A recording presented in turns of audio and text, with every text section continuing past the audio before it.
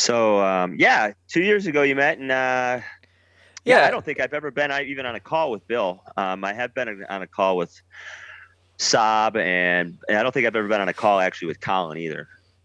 Yeah, If I he think that joins us was later, but I think when Colin was on, you were out doing yeah. something.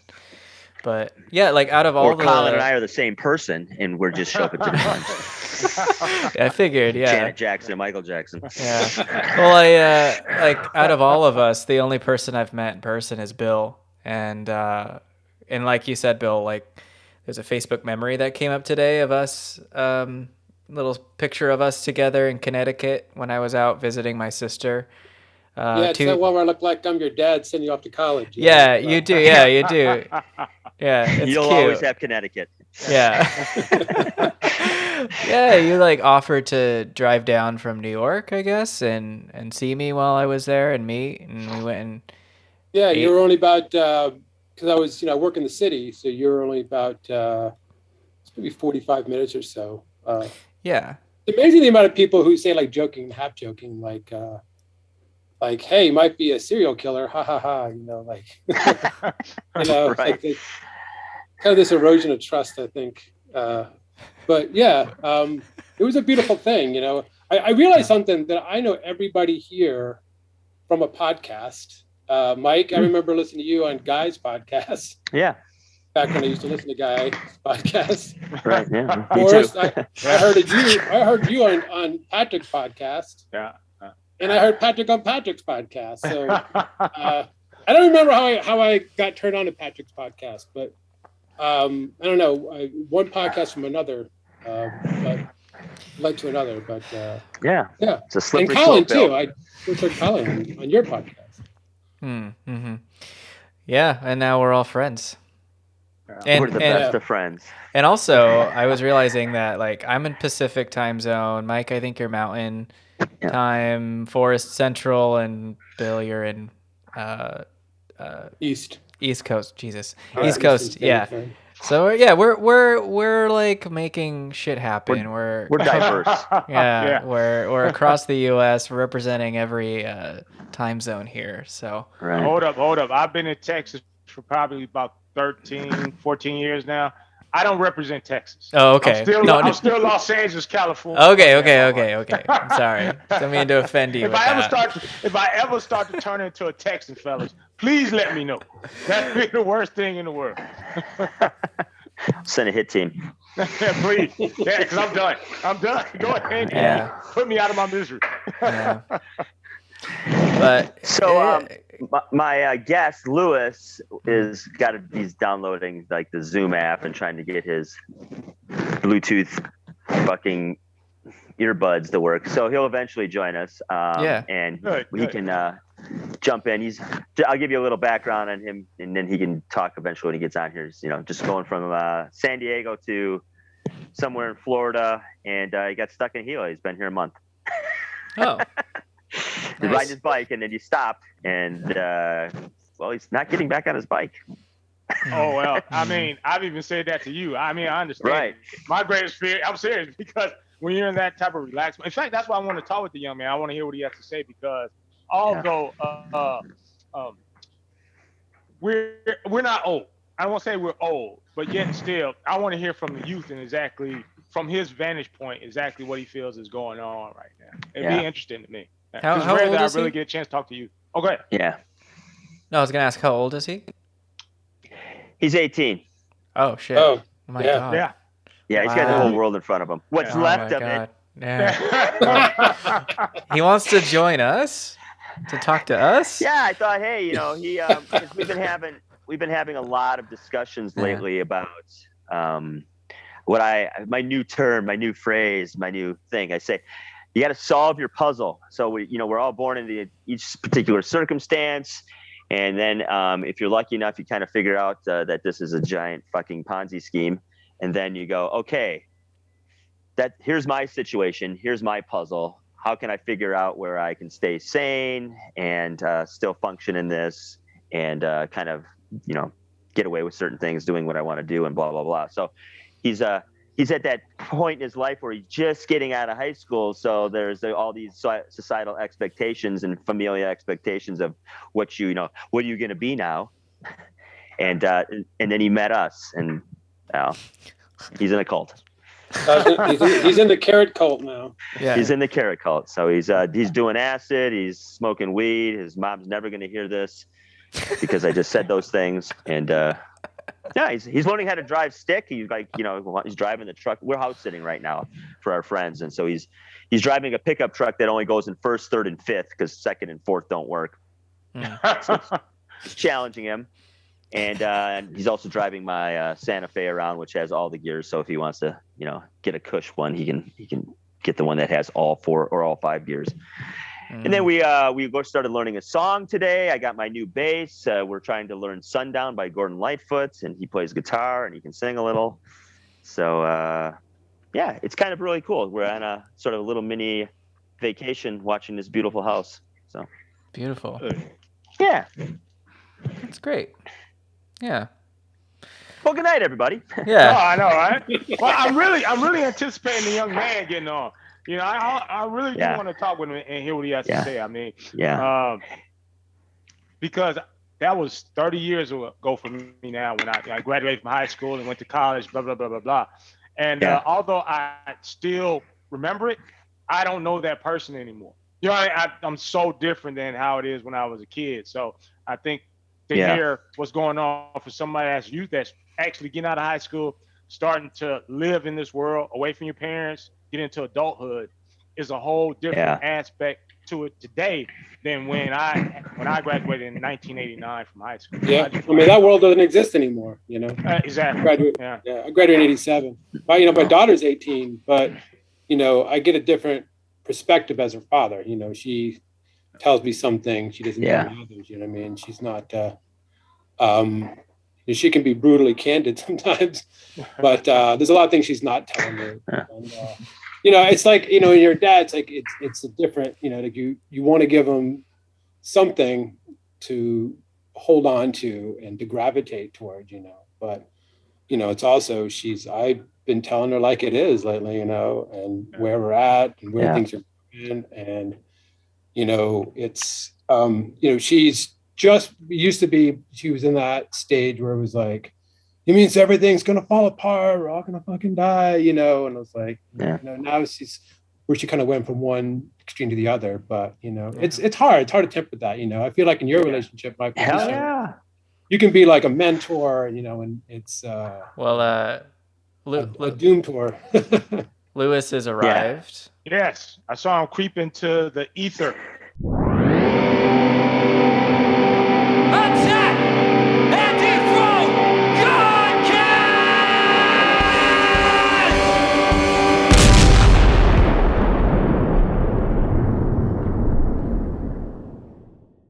How's it going, Louis?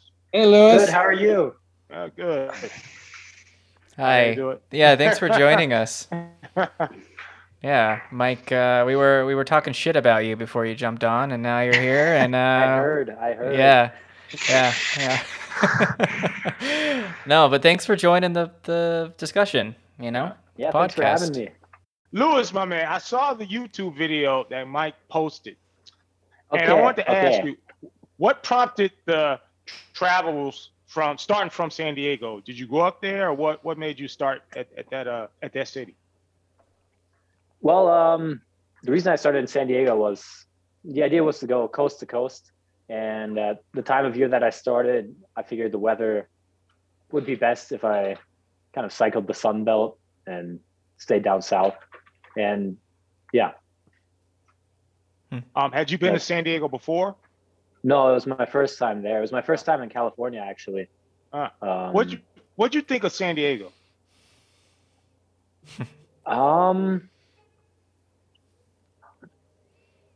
Wow. Well, it was my first time in California. Yeah.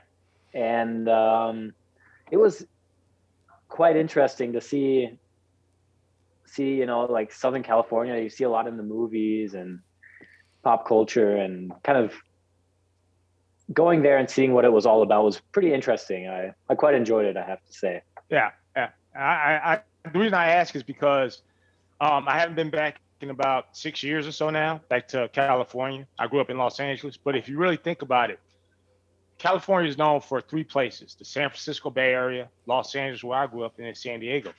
And San Diego is still the one that looks the same from the time that I was a kid, where everything's pristine. You don't see homeless people or anything like that.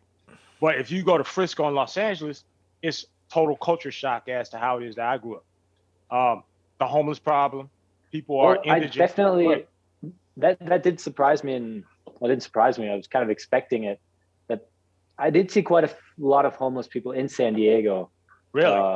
That's interesting. I've never been to LA, so I don't have the comparison. But yeah, of course. There were definitely people in their RVs and tents and just sleeping, just really, and also in the kind of places where you wouldn't expect. Interesting. Can I quite say? A shock. Yeah, can I say I was in San Diego about 3 or 4 years ago? Well, about 4 years ago, the first time I've ever been, or is it actually the second time? But there was a lot of homeless people. It was pretty bad where I was at, and this was everywhere. Yeah, Wow, I don't know really? if things have changed, but yeah, it was a pretty bad situation there, from what I could tell. Yeah. Anyway. Yeah. In central downtown San Diego, or just on the outskirts? Like, say, Chula Vista is like going straight into Mexico, right? So was it in the heart of the city? I'm just curious. That's what I saw. I wasn't really. I don't think I ever went to downtown. I went to Pacific Beach, which is like the kind of upscale beach neighborhood area. Wow. Yeah. Wow. And so what I did notice was there was a lot of contrast between the different parts of the city. Being in Pacific Beach and everything just seems like quite, normal upscale area. And then you go a couple blocks away and then you have people living in tents. Interesting. Yeah. Now, when you started from San Diego, how long did it take you to, I guess, get out of the city? Because people don't realize, like, once you start going on the 10 from Los Angeles, it's nothing but desert as you start to get into Arizona, New Mexico, blah, blah, blah, blah, blah. Yeah, to get out of San Diego, it took me about, I was out, it took me a day. And then I went to Alpine, California, which is basically right out of San Diego. And I slept there, found a place. Okay. Yeah. Okay. So it didn't take me long. How long did it take you to get out of the state? I think it was, to get out of California was 6 days. Five days, 6 days. And then maybe 4 or 5 or 6 days, something like that. Okay. And then I crossed into Arizona near Quartzsite, Blythe. Yeah. How was the weather there? Because that's like, if hell is anything, hell is real, if it's anything like Blythe, then I'm done if I go to hell, because that's the hottest place on earth, man. What was the weather like there? It wasn't too bad. It wasn't too bad. Where I actually I was in Brawley. You know where that is in California? I don't know. You know where Calexico is? Yeah, I know Calexico. Yeah. I was sleeping in between. It was Calexico and Brawley, and it was like there's a lot of farming going on there, a lot of agriculture, and there was a terrible windstorm, and that was the worst weather I probably had this whole trip. And I had wind blowing in my face, and because it's completely flat and they have a lot of agriculture there in the middle of the desert, which doesn't really make much sense, but I don't know. Yeah, it was just a recipe for disaster. High winds and then very dry dirt, and yeah. Were you camping? Were you sleeping in tents the whole way? Tents or people's couches, or if a lot of times I'm just too lazy to set up a tent, so I'll just sleep wherever without a tent under the stars. Where are you heading? Do you have like a plan of where you're heading towards, or just? The goal is to make it to Florida. to the East Okay. Coast. Oh, wow. I don't Yeah. have a specific city in mind. I was thinking about maybe heading into the Florida Keys because heard a lot about it. Beautiful place. Mhm. And I know people who know people there, so I might have a place to stay. Yeah. Yeah, it's interesting. Yeah, I've been to Keys. It's interesting. It's fun. So once you get to Florida, eventually, once once you've been able to get out of Mike's grasp and you get to Florida, what's the I guess end goal? Is it just for okay, you want to travel the country, but do you have any plans outside of that once you Once I I guess make it reach to your goal? Florida, well, I live in Germany, so I'll most likely be heading back to Germany, and then see where I go from there. I don't know, but really just make it to Florida, and then it's not really about the goal. It's about the area in between, the country in between. What have you noticed about Americans throughout your travel so far? I mean, Mike is an anomaly. I'm saying like in general, as far as the representative American that you've seen throughout your travels.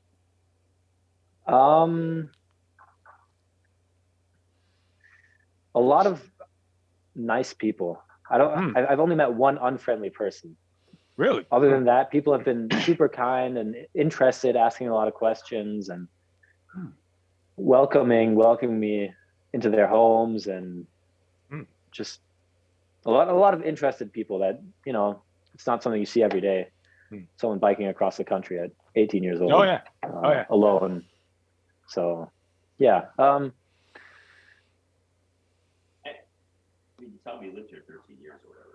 Yeah, I lived in Indiana 8 years, so I didn't have quite the culture shock that maybe other Europeans would have when seeing America for the first time. So yeah. Okay, in Indiana, were the people like the ones that you've met throughout your trip so far, or were they totally different? I think they've been pretty similar. Really? Because from my perspective or experience, there are regional differences in America or in the United States when it comes to cultures and how people are, but really there's a distinct, like, I guess, American, how Americans are, that it varies from state to state and from region to region, but I don't think it's as drastic as maybe many people perceive it to be as. Whereas, yeah. One last question for me. Well, not one last, but I just want to ask you this real fast. As far as the toxicity that you see every day in the news, right? I mean, you see the culture wars, as they call it. Yeah.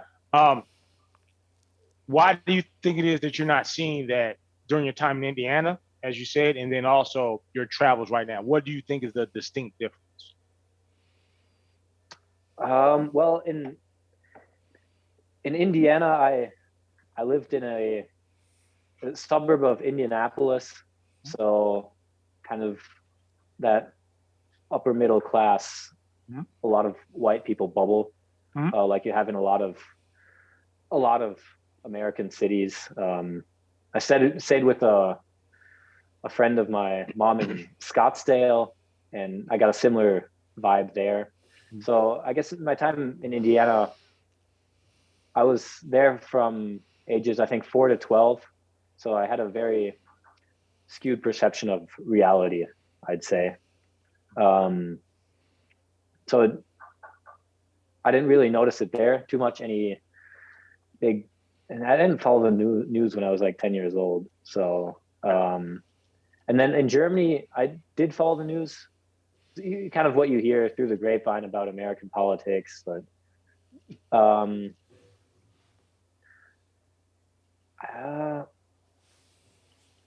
where was I going with this?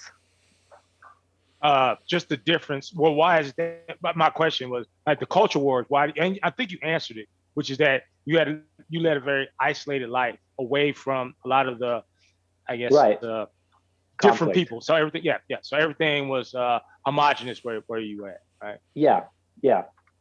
And on my travel so far, I feel like I'm learning at a very accelerated rate compared to being back home, because I'm just meeting so many new people and kind of putting myself out there for all different kinds of people. Because, staying with maybe poorer folks and people like Mike and just a whole variety of people I've talked to, it's kind of given me a lot of different perspectives and the problems that different people are going through living in,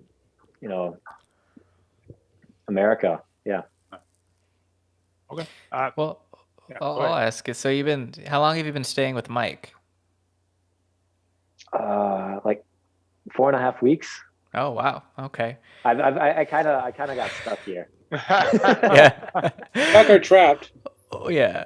Well, I'm sure it's good though, right? I mean, I haven't hung out with Mike It's like good for one of us. over 4. It's good for one of us, that's for sure. No, because we were kind of we were just, when Mike jumped on here before you were able to come on, we were discussing a little bit of like how, I guess some of the conversations or things that were coming up with you and Mike. Because I used to be the youngest one in the group. I'm 32. Everyone else here is, I don't know how old each of you are, but you're like in your 40s or Old. older, right? 50s. So 50s, right? I think, Yes. I graduated 85, Bill 87, Forrest 89. Yep. Okay. Wow. All right. Yeah. So there's Old. like a generational thing here, and Mm-hmm. yeah, I'm curious, like what I don't know how else to say this. I mean, Mike, we were saying this before, how we all knew each other.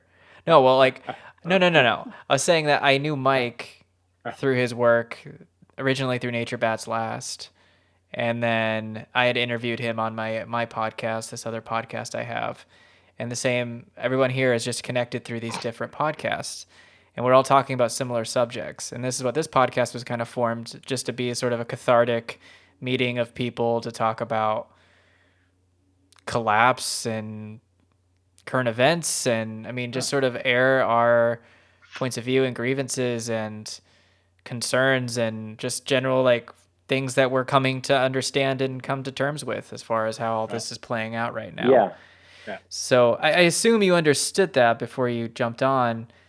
So Yeah. I guess, I feel like what you're doing as far as traveling the way that you are is actually becoming a really common, especially I think a lot of younger people are doing this because they're like, well, what else? How am I going to take advantage of the time that we have here if it is limited and things are still holding Right. together somewhat, right? I don't know if I'm not trying to like say that's your motivations per se, but I'm just saying I'm seeing that trend more and more. So Mm-hmm. I guess if there was a question in there, it's like, like how are you kind of approaching collapse? Like, you know what I mean? Like, I'm sure you're aware of what's, the general feeling. Okay. Yeah. I think for my generation, it's much harder to kind of accept,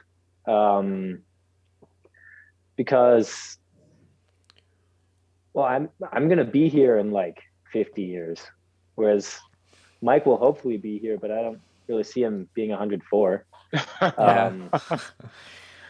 So it's for Mike, it's easy to say, oh yeah, in 50 years, everything's going to be gone and I'll just kind of enjoy. But whereas for someone who's going to be here in hopefully in 50, 60 years time, it's much harder to kind of, I don't want to come to the realization that, maybe the end is near, or, you know what I'm saying? Yes. Yeah. I do understand that. I mean, it's kind of like you want to just, I don't want to say stave it off, but you do have to live your life also knowing that things are not going to be the same tomorrow as they are today. I mean, eventually a lot of the things that we're doing is going to come to fruition, but you don't know how it's going to go down. So, and I've had to do that myself. That's why I understand it. Where it's like you have to live kind of in the moment. Right? I can't concern myself for 5-10 years from now.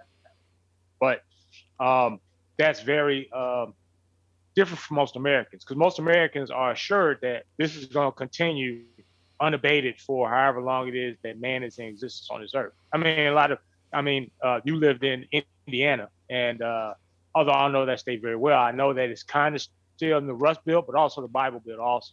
So there's a assuredness that, okay, well, once things really do go a certain way, that Jesus is going to come back, or some type of entity, whatever it is you believe in. Now, all of us here understand, like, there's no hero that's going to come through this door, right? It's going to go down the way it's going to go down. There's nothing to save us. So for me to hear you understand, like, well, it's going to come down, but I still have to live my life. I think that that's really the only thing I would tell a young person like yourself, for whatever knowledge it is that I have, which is that you still have to live your life. So I was just chiming in on that as far as what it is you're saying. Mm-hmm, mm-hmm. Yeah, I like the idea of staying more present oriented as a future oriented. You know, I have an 18-year-old daughter, just turned 18, and it's difficult to talk about where things are going. You know, and I've really, in the last few years, have tried to explain where I think things are going. But when I was, 18, I remember, my parents, and there was a lot of momentum to the future. You know, you're going to do this, and you're going to go there, and you can do that, and I haven't done that with my daughter. I really kind of focus on now and where things are at. And, I'm not sugarcoating the future, but I'm also not trying to be too, doomerish about the future too. When you said 50, you said you'd like to be here in 50 years. And I'm just curious, like, where do you see in 50 years? Like, where do you think things are going from your perspective? 50 years. I haven't really, to be honest, I haven't really thought about that. And I don't know if anyone can really tell what it's going to be like in 50 years. Yeah, that's a long time. Hope for the best, kind of, not necessarily prepare for the worst, but I don't know, live life while I'm here. Yeah. I don't know, 50 years. I haven't really thought about that, to be honest. Yeah.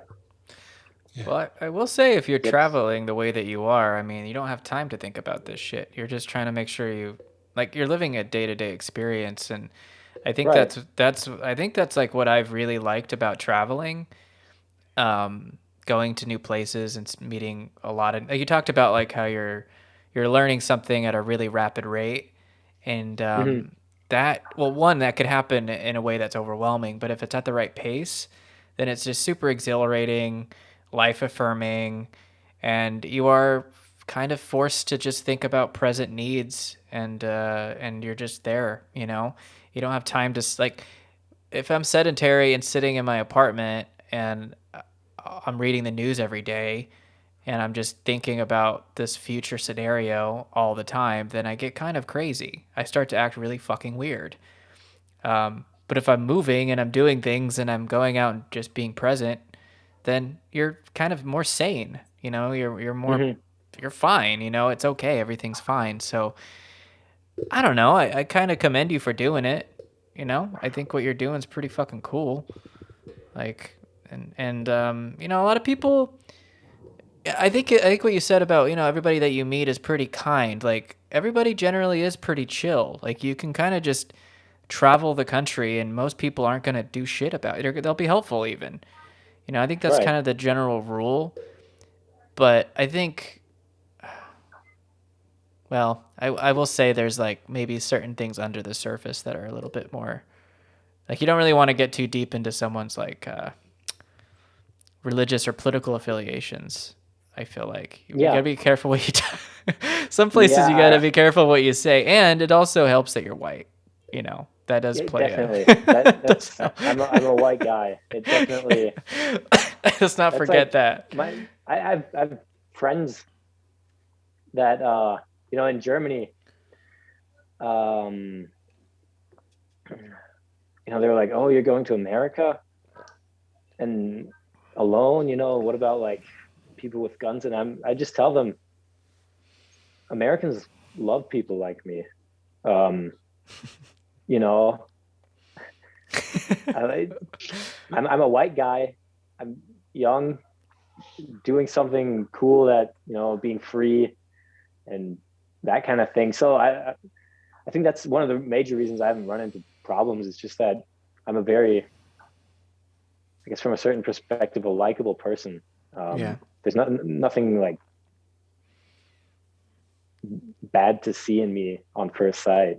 No, yeah. From like a typical American, right? Like your average stereotypical perspective. Sure. I just want to say I keep on muting you, Mike, just because there was an echo because you guys are like in the same room or something. I'm not trying to like shut you out of the conversation. I'm sorry, just so you know. He's lying, Mike. Oh, he's like screaming at this. I can see his face. He said he was gonna do that before you came on. I'm dropping a dime on him. He's doing the O'Reilly thing. Cut the mic. Cut the mic. Oh God.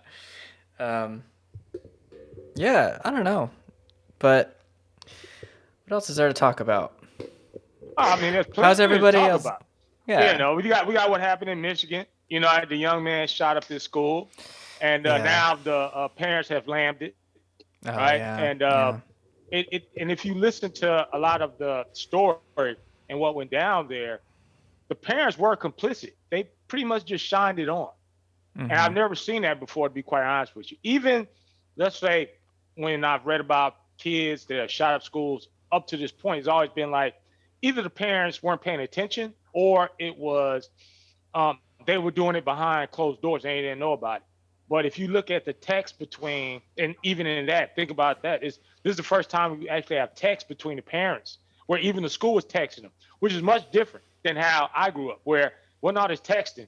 You have to actually pick up a phone, call somebody, leave a message, and you don't know whether they will get it or not, but you know that the parents were getting all of these messages. And then this kid who was at school, and they called them in and said like, hey, he's talking about shooting up the school. And then they decided to leave him there. They said, no, he's not coming home. He's going to stay at school. Then they left, and then that's when he had the gun in his bag, and he shot up the school. And then if you look at even a social media post, they had congratulated their son on getting his first gun or something to that effect. Wow. So even that in and of itself is much different than we've seen historically when it comes to schools being shot up. That's what I pay attention to. Like, what is the, I guess, divergence of this story from everything it is that we've seen up to this point? How old is that kid? I would say 14 or 15. Yeah, he's young. Yeah. Yeah. Louis, did you go to school? You went to school in Indiana? Is that what you said? Yeah, until I was 12. So did you have any school shooting drills while you were there? Yes. Yeah. What's the procedure for that, if you don't mind me asking? Well, the principal or whatever goes to the speaker, to the intercom, and says, like, this is a shooter drill. And then, what would happen is we'd go into a corner in one of the classrooms, and then they'd pull down the shades and put desks in front of the doors and that kind of thing. But for me, it never really seemed like real, like something like that could ever actually happen at that age. It was just like something we kind of did, but I was never really scared or anything like that, or it wasn't really thought-provoking at that age. Now, in hindsight, it's definitely a bit strange, or very surreal, kind of, especially living in Germany for 6 years now. So it was interesting.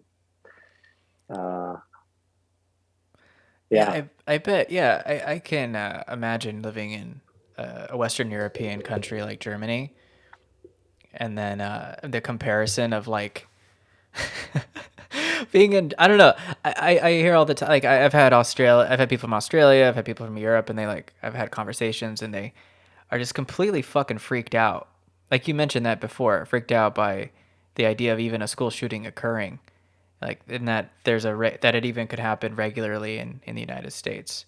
Did you ever have any experiences with others in Germany that were like maybe asking you questions about that or being perplexed by Um, it?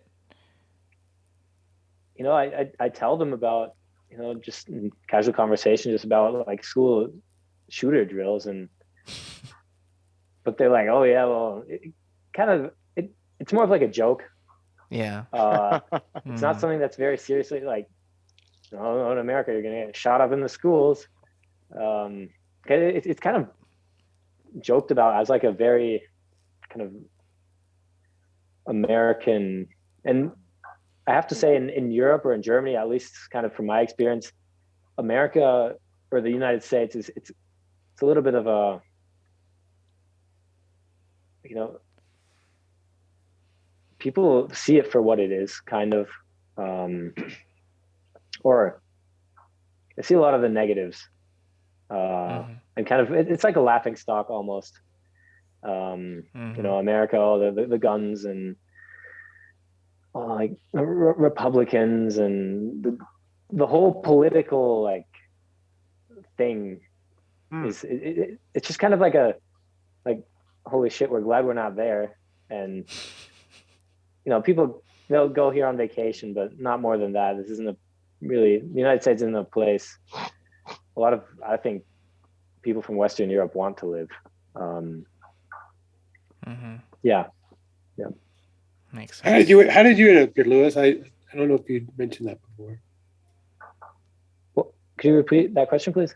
Oh, how did you end up here? How did you come to America? Because you said you lived in Indiana when you were younger. I'm assuming you came with your parents, or? Yeah. So I was born in Germany, and both my parents are German. And then when I was not even a year old, we moved to England. We lived there for 3 years. And then when I was 4, we moved to Indiana. And then lived there for 8 years till 2015. And then 2015, we moved back to Germany. And I've been there ever since I've lived there. And then on October 6th, I flew into San Diego and started my bike trip. So you spent about half your life here and about half your life in Germany? Is that about? Yeah, right? yeah. Yeah, about, yeah. If I could ask a question, you said that people in Germany talk about us a certain way. Do they hate them? And I'm saying like hate Americans, anything. That's probably the wrong word. But how do they view us in comparison to, say, I don't know, Germans or just people in general? What is their, I guess, feeling towards us as a people in general? I think a lot of people or Germans aren't thinking about the actual people. They're thinking of America as a collective. And I always try to tell them that, you know, as a collective, the United States is, you know, it's the United States. But, you know, if you look at all the single people, I think there are a lot of good people here. And it's not as bad as I think many Germans make it out to be. It's pretty bad, but I think a lot of problems here are also problems Germany is facing. Maybe not to an extreme, or as extreme as here, but yeah. That's different than me. I don't like most Americans. I'm sorry. I'm gonna be honest with you. I don't like most of them, right? I mean, these gentlemen here, but they aren't indicative of the average American that I've grown up in as well. And I think that Americans are fine as long as you keep it one way, which is very superficial, right? So, Okay. and this is the most superficial place in the world, because if you look, a third of all consumer dollars to this day are spent here in the United States. So it's just like your family, right? I always use as an example. You could hate your brothers, your cousins, but if everyone's doing fine financially, you're really not. You can go to Christmas with them or spend time with them, go to Mhm. this person's wedding or whatever. It's only when things become tight financially that you really see the difference in people. Right? And if you look Mhm. at here in America, internally, it's always gone, especially when it comes to different ethnicities, it's always better when things are going good financially in this country. Then once things start to go on a downward slope, that's when you've always seen a lot of animosity between people. It's always easy to be cool with somebody when everything's going right. It's kind of like even in sports. I don't even have the soccer, football, basketball, whatever. When you're winning, I think it was Doc Rivers, a basketball coach over here. He said, winning is the best deodorant in the world. So any animus you might have with somebody, you're like, well, we're winning, so forget it. Once you start losing, that's when things really start to come to the front as far as like your hatred of somebody or you don't like this person or this, that, and the other. So I think going with that example, it was it the Euros, the soccer tournament in Europe earlier this year, when I think it was the English team. It went to penalty kicks, and one of the black players missed the kick, and that led to a lot of hate towards just black people in general. Even though, but if the black player had, if he'd made the penalty kick, and it'd been all good. Everybody it would would have have been been all good. But, Mm. yeah. So I mean, there were a lot of hate crimes going on after that game towards black people living in England. Yeah. Yeah. I'm not shocked. That's all I'll say. Because that's what we always lean towards or geared towards. The thing it is that we've always had in not even our conscious mind, but our subconscious. And I found like people will even go to that and they're like, well, I don't even know why I thought that way. I didn't feel that way beforehand. But then you feel comfort in seeing people that are different than you and using that as the reason why they failed. It's very strange. And that's very prominent here in America. Very prominent. Maybe it's you can see it in Germany, but here in America, it's it's an epidemic. Yeah, Patrick, Yep. you were saying when you were in Brazil, I remember you commenting how superficial Americans are, and they would something you said that they commented on a lot. Yeah, that comes to mind. When people ask you how you're doing here, they don't want to know how you're doing. Yeah. Yeah. I mean, and that's true. I was just outside the U.S. long enough to kind of feel. I don't know. It's a weird thing. I don't know if Louis can comment on this feeling, but if you're outside of the U.S. long enough, you feel still very American because it's like your culture. It's what you were conditioned in. But you step outside of it long enough that you're looking back in now. It's like you're kind of an outsider just enough that you can look in and just like, this is such a weird fucking thing. Yes. Yeah. And yeah, I wasn't, I was only outside the U.S. for 2 months. I can't imagine doing, I don't know what it's like to do that in a longer span of time. But yeah, like one thing I noticed, and I think I've talked about it on here with these guys before, which is just the way that people communicated was very different. Like obviously there was a language barrier in Brazil, but even then I could tell the way people communicated generally was a lot more direct. People were less afraid of like having a conflict. Like they could just like air their grievances pretty easily. They weren't rude. It wasn't about being rude. It was just direct communication. And in the US a lot, especially, I think it's a regional thing too. Like something I was talking with my partner now about is living up here in Northern Washington. It's like everyone here is they're very polite, but it's a facade. There's a facade of politeness and generosity, and it doesn't actually go very deep at all. Yeah, and I think that's an American thing, but it is also very much a regional thing specifically. But I could very much see that as I like left the United States. I could definitely see the superficiality of U.S. Americans and their their communication with each other, you know. Yeah, in Germany, it's a lot. People are a lot more direct in day-to-day life, and if you ask someone how they're doing, they're going to tell you how they're doing. And I just gonna, it's not like just a casual conversation thing. Oh, how are you doing? Good, good. How are you? So people are a lot more direct, and also that was one thing my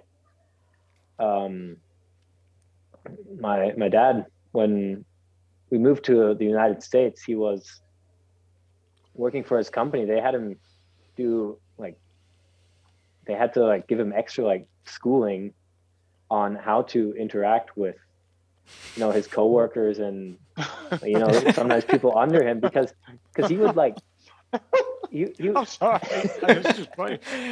It's not that more. I mean, they did the right thing, but that's just funny that we are just so mean-spirited as a culture that you have to say, look, you can't deal with these people in an honest basis. You have to learn to lie. You have to learn how to be a bullshitter like everyone else. Yeah. I concur. Yeah, my dad, if someone was doing something wrong, he'd be like, hey, quit fucking this up. And then you can't say that to Americans. And then fight words. He wouldn't try to sugarcoat it. He'd just be very direct, and he wasn't impolite when saying it. But he'd just tell you that this is wrong. I'd rather have you do it this way, and not be worried about hurting people's feelings. And it just came very direct. And then he had to basically be taught how to be honest. How to not be honest. I'm very proud of you. You're doing everything good, but there's this one little thing, don't burn the car down next time, or whereas in Germany it's you fucking burnt the car down. It's a lot more direct, you know. And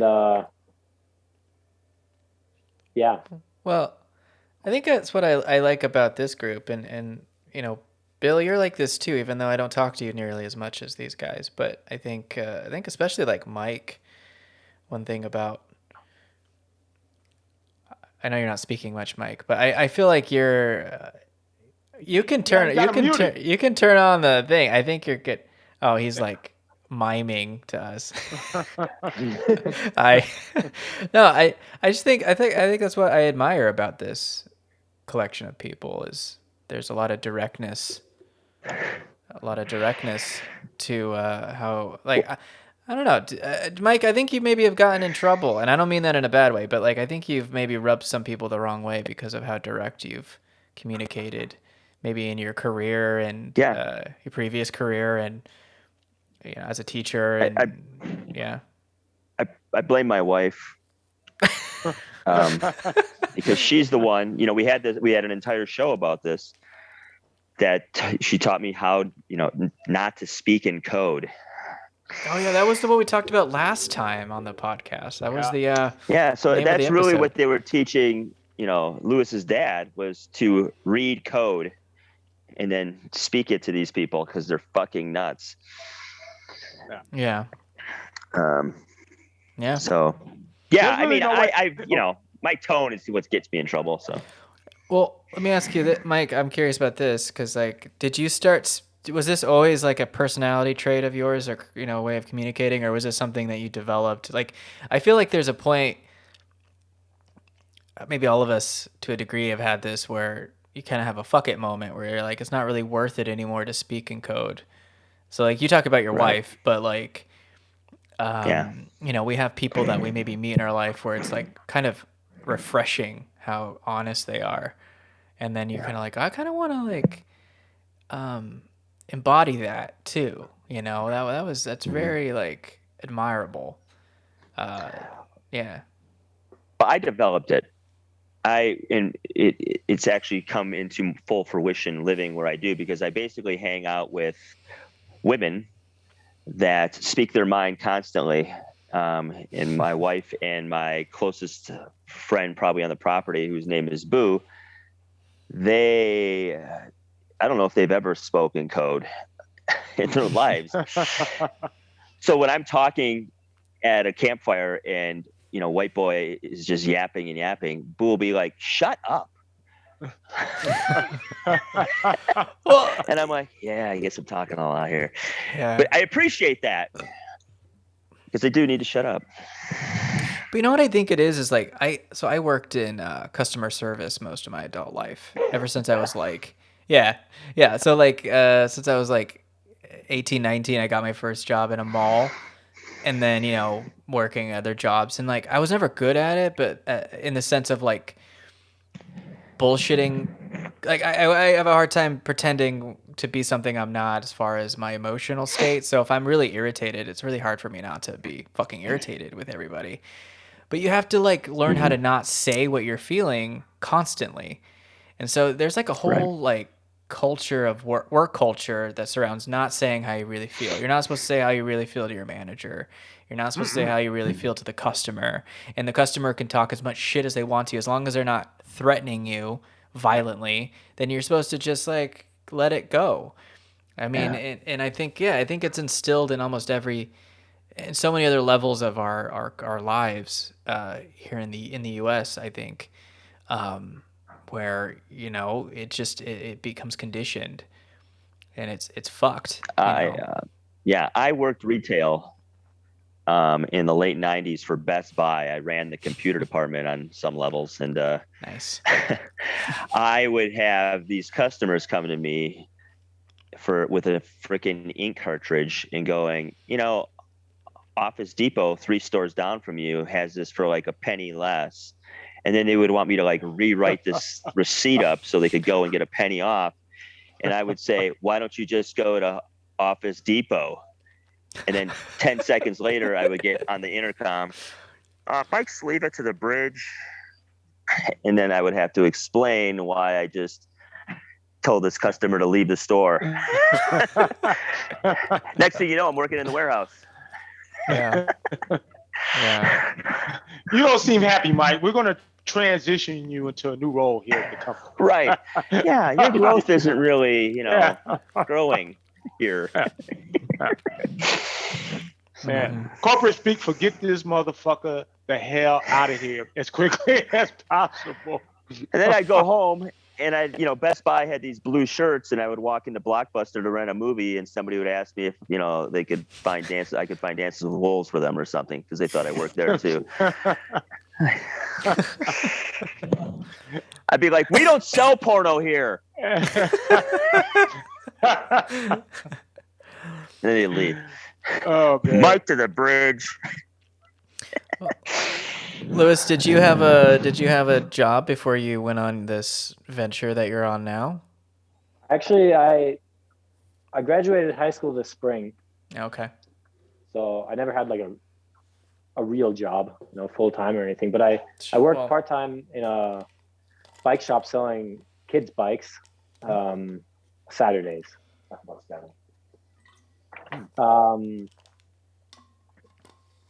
And yeah, just a, I guess, normal retail type job, a bit more than just working at like Walmart or just a normal grocery store. So I think it helped me a lot. It gave me a lot of confidence, selling Do you have Walmart? things and Do you have talking Walmart? to customers.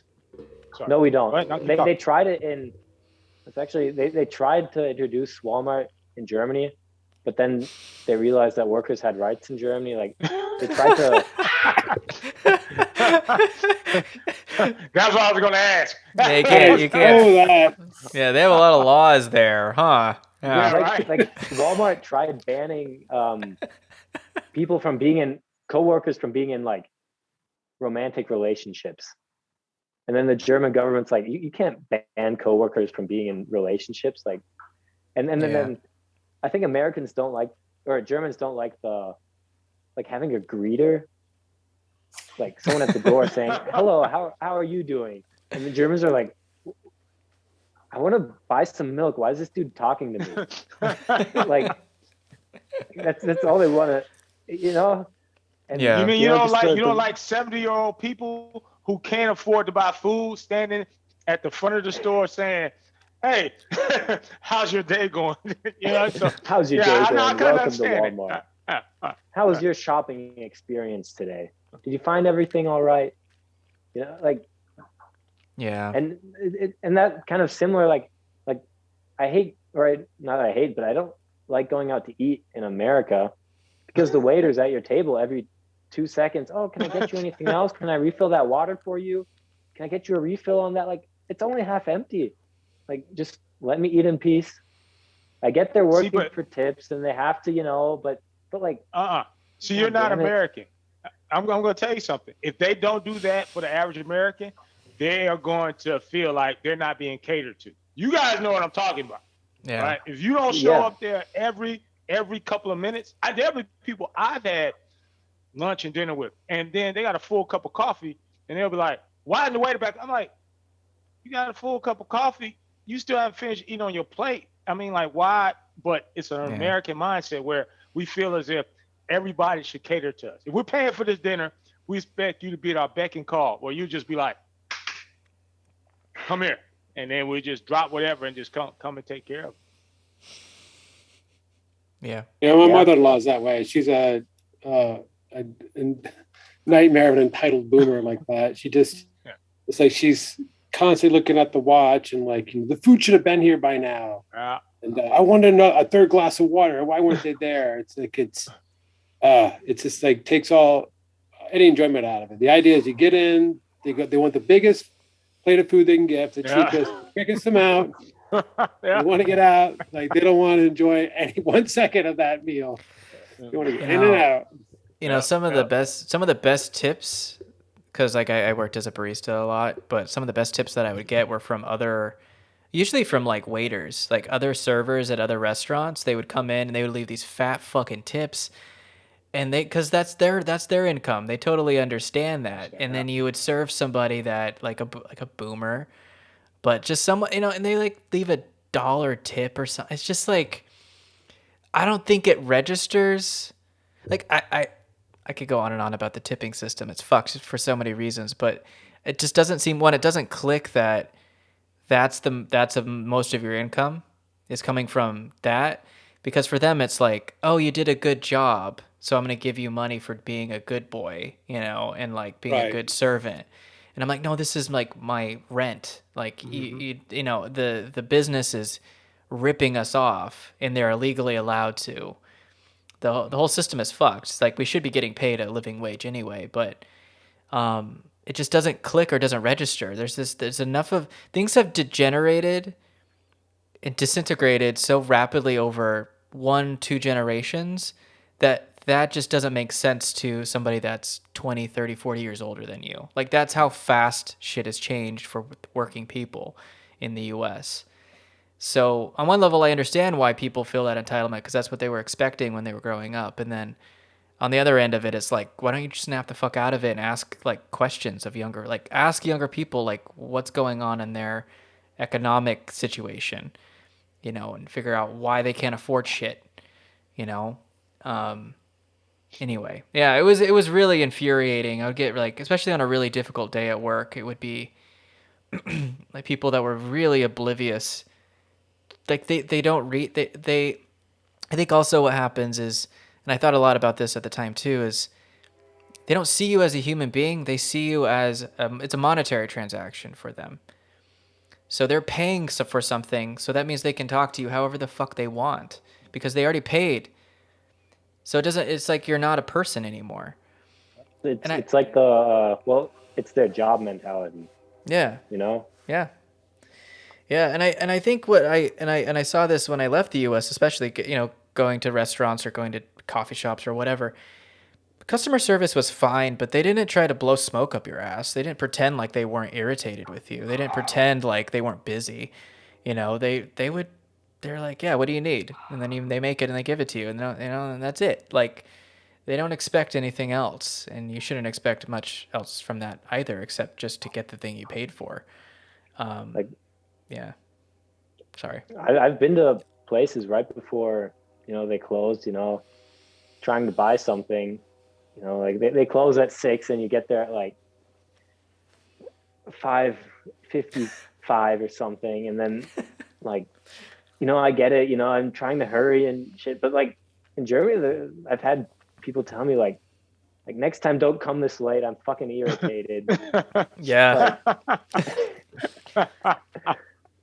And I totally get the frustration. I mean, I worked in a bike shop, when customers would come in at 5:50 and they'd like, oh yeah, so start asking questions and like I get off the clock in 10 minutes. I don't have time to give you like a full breakdown of everything that's going on.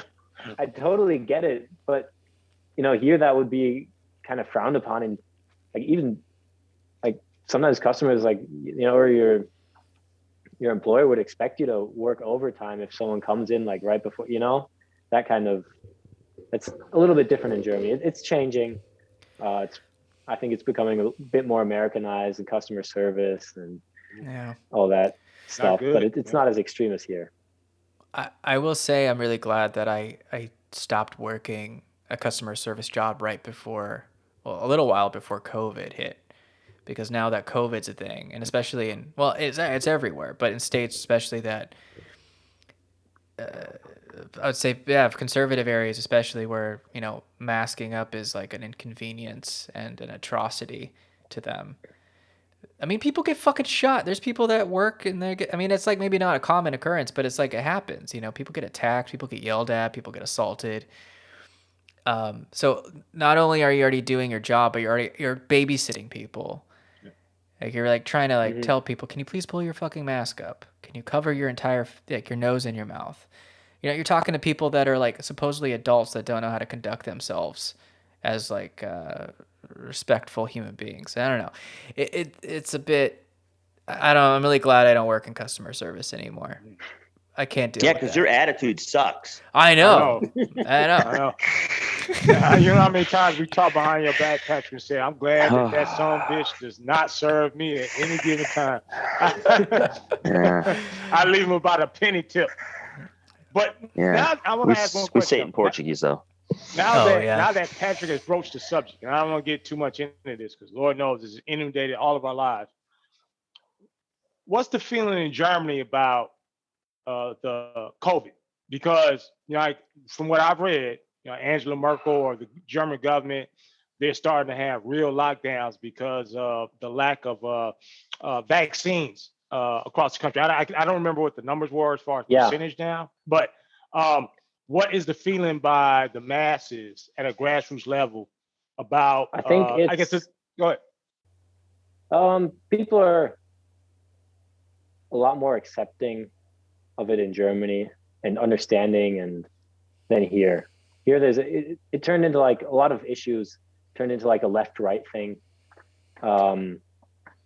Whereas in Germany, I'd say the general mass accepts the policies, and then you have there is a group of people that don't agree with the COVID policies, but they're spread across the political spectrum, and it's not concentrated on either the left or the right. And I guess people that tend to be more extreme in their political views anyway, they'll have maybe a more extreme view on COVID, but not necessarily.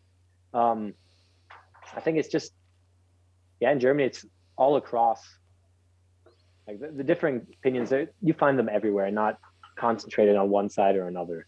And I think that might also be down to, the two-party system in the United States versus the multi-party system that we have in Germany, and how in here everything is politicized. Every little thing is turning into like a left or right thing, Republican or Democrat, and Mm-hmm. Yeah. Well, I mean, like literally, because and I had an interview with somebody recently about this, but we're talking about the state by state difference between how they're reacting to something like COVID. So like I was in Idaho, that's where I grew up, and I moved to Washington 3 months ago, three or so months ago, and the difference in how people treat it is just vastly different, because Washington's a blue state and Idaho's a red state. There in Idaho, you're like the only one wearing a mask in a crowd. You're the only, the ICUs are completely stacked, for months at a time. So everything's been left up to state by state. So I think with COVID in the United States, it's been left to the states to decide what to do for the most part. And so it's become inherently politicized for that reason. So like people think that California is this like authoritarian, totalitarian regime because they're much more strict about it than someplace like Texas, Mm-hmm. So, or Florida or Idaho or whatever. And that's the states' right shit. And it's going to be even more fucking politicized or even more politically divided when we figure out what the Supreme Court is going to do with Roe v. Wade. And they're probably going to gut that. So quite literally, you're going to have states that it's a legal thing and a right that women have to get an abortion. In other states, you're going to get fined and or like thrown in prison for it.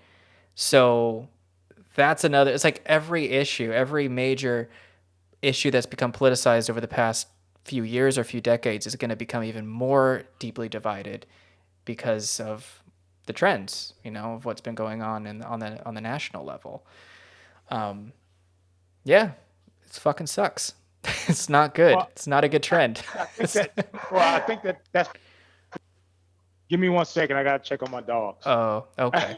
We'll get back to Forrest in a moment, but yeah. Anyway, it's the mask thing. New York is like, I live 24 miles from the city, and I work in the city, so I'm there all the time. It is the most mask compliant place I've seen. Everybody wears a mask. Still, you just wear a mask. Everybody goes into a store masks. If you see someone without a mask, it's weird. And I was driving down south a lot, to see my mom before she passed, and I was driving down alone. And I remember stopping in like the middle of Virginia once, and I walked in a store with a mask on, and they were just staring right through me. Like I already have kind of a I ain't from around here kind of vibe. You know what I mean? Mm-hmm. And I'm tall, I kind of stand out a bit, but with the mask on, they were just looking at me, and I remember looking behind the counter, and it was a young Black woman on the counter, and she had a mask on, and I had a mask on. The only thing in the mask, and she kind of looked at me with her eyes down, as if to say, like, "Yeah, this is how you're going to get treated here." And it was weird. It was a weird feeling. Like I hadn't gotten used to that. And then when I was down south with my mom's in South Carolina, I was like, nobody wears a mask. So after being there for a couple of weeks, I was like, yeah, they're not taking it seriously. Yeah, because I try to be on smaller roads and avoid large, interstates and bigger cities and towns. So I'm traveling in a lot of like very rural areas, and there when I decide if I'm gonna wear a mask or not, I kind of like gauge if other people are wearing masks. If other people are wearing masks, I'll definitely wear a mask. But I'm already in like a kind of vulnerable, odd one out situation. I don't want to be the guy in like some rural gas station or restaurant, especially if I want to like kind of talk to the people. I don't want to be the guy wearing a mask, like, oh, fucking liberal here with his mask. And right. Yeah, so, that's the vibe I got, but I'm just in and out to get gas. But your situation, right. That's a different situation. Yeah. But no, I don't know. It feels kind of uncomfortable to be the only one wearing a mask in a weird way. Yeah, it does. Like I said, I felt that. Like I said, I walked in and no one was wearing a mask, and they were specifically staring at me because I was wearing a mask. Yeah. And it felt awkward. But again, like I said, I'm in and out. I'm there for a transaction, getting gas, and I'm gone. For you, it's a much different situation because you trying to connect with people, or you might need a place to stay, or you need, you want to. And so, you're definitely trying to fit in. Get in with the locals. So I get it. I get how like that could really create a lot of gauging the room to see what everybody else is doing would be a wise thing to do. And so sometimes I kind of feel like I'm selling out to people, not just because of COVID, but because I'm meeting people, and some people I've met have had pretty, I don't know, they're not super radical opinions, but things where you go like, okay, and I don't want to be the guy to like, especially if it's just a very like on the surface interaction. I don't want to like kind of burst their bubble or What's some of the weirdest shit you've heard from people that you're just like, this is fucking unhinged? Like that's what I was going to ask. Thank you. My man. I was staying in a mining town with someone I met, and we were talking about, I met this kid, 17 years old, and he was working at the gas station. He had a loan on a $10,000 truck at 17 years old. And that was one moment where, it wasn't necessarily something he said, but like, holy fuck. Like being in debt at 17 years old, $10,000. Like when he's not at school, he's at this gas station pumping gas. Yeah. Like what? And then he tried to explain to me how it was like a good investment or something like that. And that just kind of like I'm basically his age. I can't imagine being indebted $10,000 for a vehicle. Yeah, because cars are like the anti-investment. Yeah, dude. Like that was very, very surreal almost. But it wasn't like he came from a family with a lot of money. I stayed with him. He wasn't doing terrible, but he was not. His family, I could tell, wasn't doing very well financially. And I told the kid, I've never shot a gun. So he's like, so he called up his dad, took time off work, and we went to the shooting range, and then shot some guns. Nice. That's the most American story I've ever heard. Yeah, right there. And then we went to his place. He had about probably like 15 cars and trucks sitting out in his lot. He lived in a double wide trailer with his stepdad, and stepdad had a loan on a $30,000 truck, or even more. He had a pit bull chained up in front of his house. Damn. Oh yeah, that's it. Oh, this is like America picturesque. Yeah. That sounds like South Carolina. And he lived in a mining town. Oh, I love this picture Like- you're painting right now. This is great. Yeah. And this was like the cliche, like American, like, holy fuck. Yeah. Oh, that's I can see it in my mind's eye. What'd you Like say, Mike? mom and apple pie. I can see it. Oh yeah. That's like 60 miles from where I am. Oh yeah. Beautiful. Yeah, that sounds like half the people I grew up in South Carolina. Like, yeah, I know that. Oh, that's Idaho. That's where I'm from. That's my. Yeah, I think though is like the big truck culture, and it's a the picture you just painted of the pit bull and the everything, but like I think the truck thing. I mean, it's like I know a lot of guys that I grew up with that are just like that. My older brother is like this. He's been in debt for years, and he's always investing in not just getting a truck, which is practical for his job, but it's like it's always jacked up, and it's always like he's always investing in all this shit to like, and then he gets into more, and then something goes wrong, and he has to get rid of it, and then he buys another. It's just like the same, just constantly buying, and it's like it's like You should stop calling it an investment. Yeah, it's not an investment. It's like it's a fucking it's a status symbol thing, and it's like a big dick energy kind of thing. It's like it's. Does he have the truck nuts? Does he have the truck nuts on it? He doesn't, thank God. But like but it's like projecting this thing, and it's about like how you want to be perceived by others. And so, yeah, you'll drop 10,000 or, I mean, these fucking trucks are way more than that. They're spending like 10, 20, 30, 40, $50,000 on these trucks. And they're like fucking loud. And it's just like, you know what I mean? It's all about feeling like American life is really precarious and shitty. Like it's not great. So people want some material representation of stability.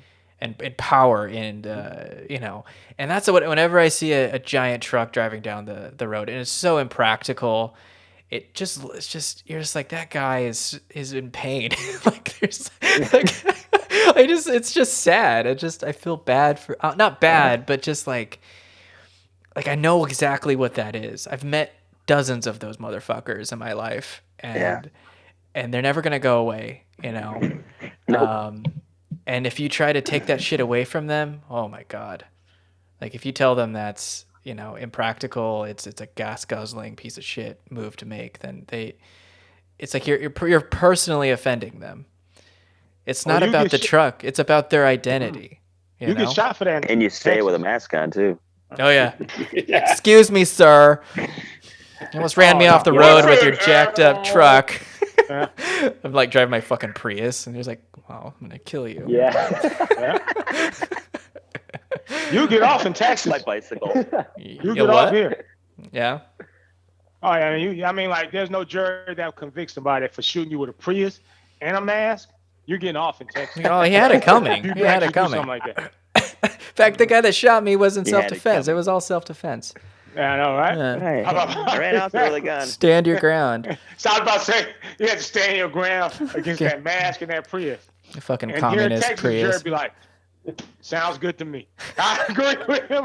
The jury would be deliberating for 2 seconds, and they'd be back out with a unanimous decision. It'd be a revolving door. They just go in, just go right back out.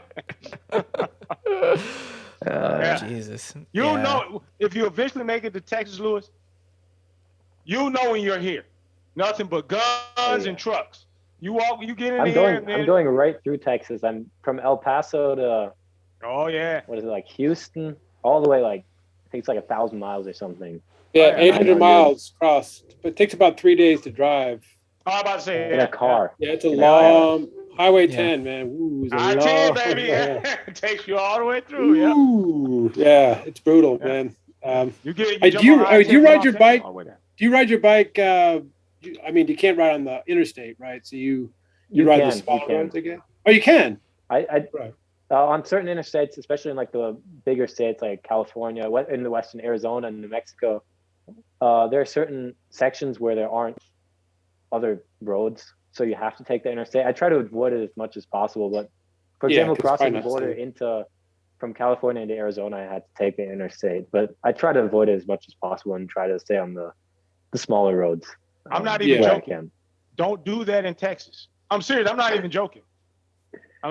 Because here they'll do all kinds of stuff. You like drive close to you. I mean, we just had an incident here in Houston where this dude like ran over like 6 or 7 bikers. He was doing, what is it where you what do they call it, like burning coal or whatever? Rolling coal. Rolling coal. There you go. And he did like maybe 5 or 6 bikers. And then he tried to do it again when he got a little bit further. There's another group of bikers. And then he ended up running them over. And he's not even in jail. He's a young kid, like maybe 17 or 18 years old. So I'm not even joking. You want to steer clear of that. Here in Texas, they don't like bikers. I'm not even joking. I'm serious. It sounds sad and tragic, which it is, but just a word to the wise. Yeah. You should be careful. Yeah.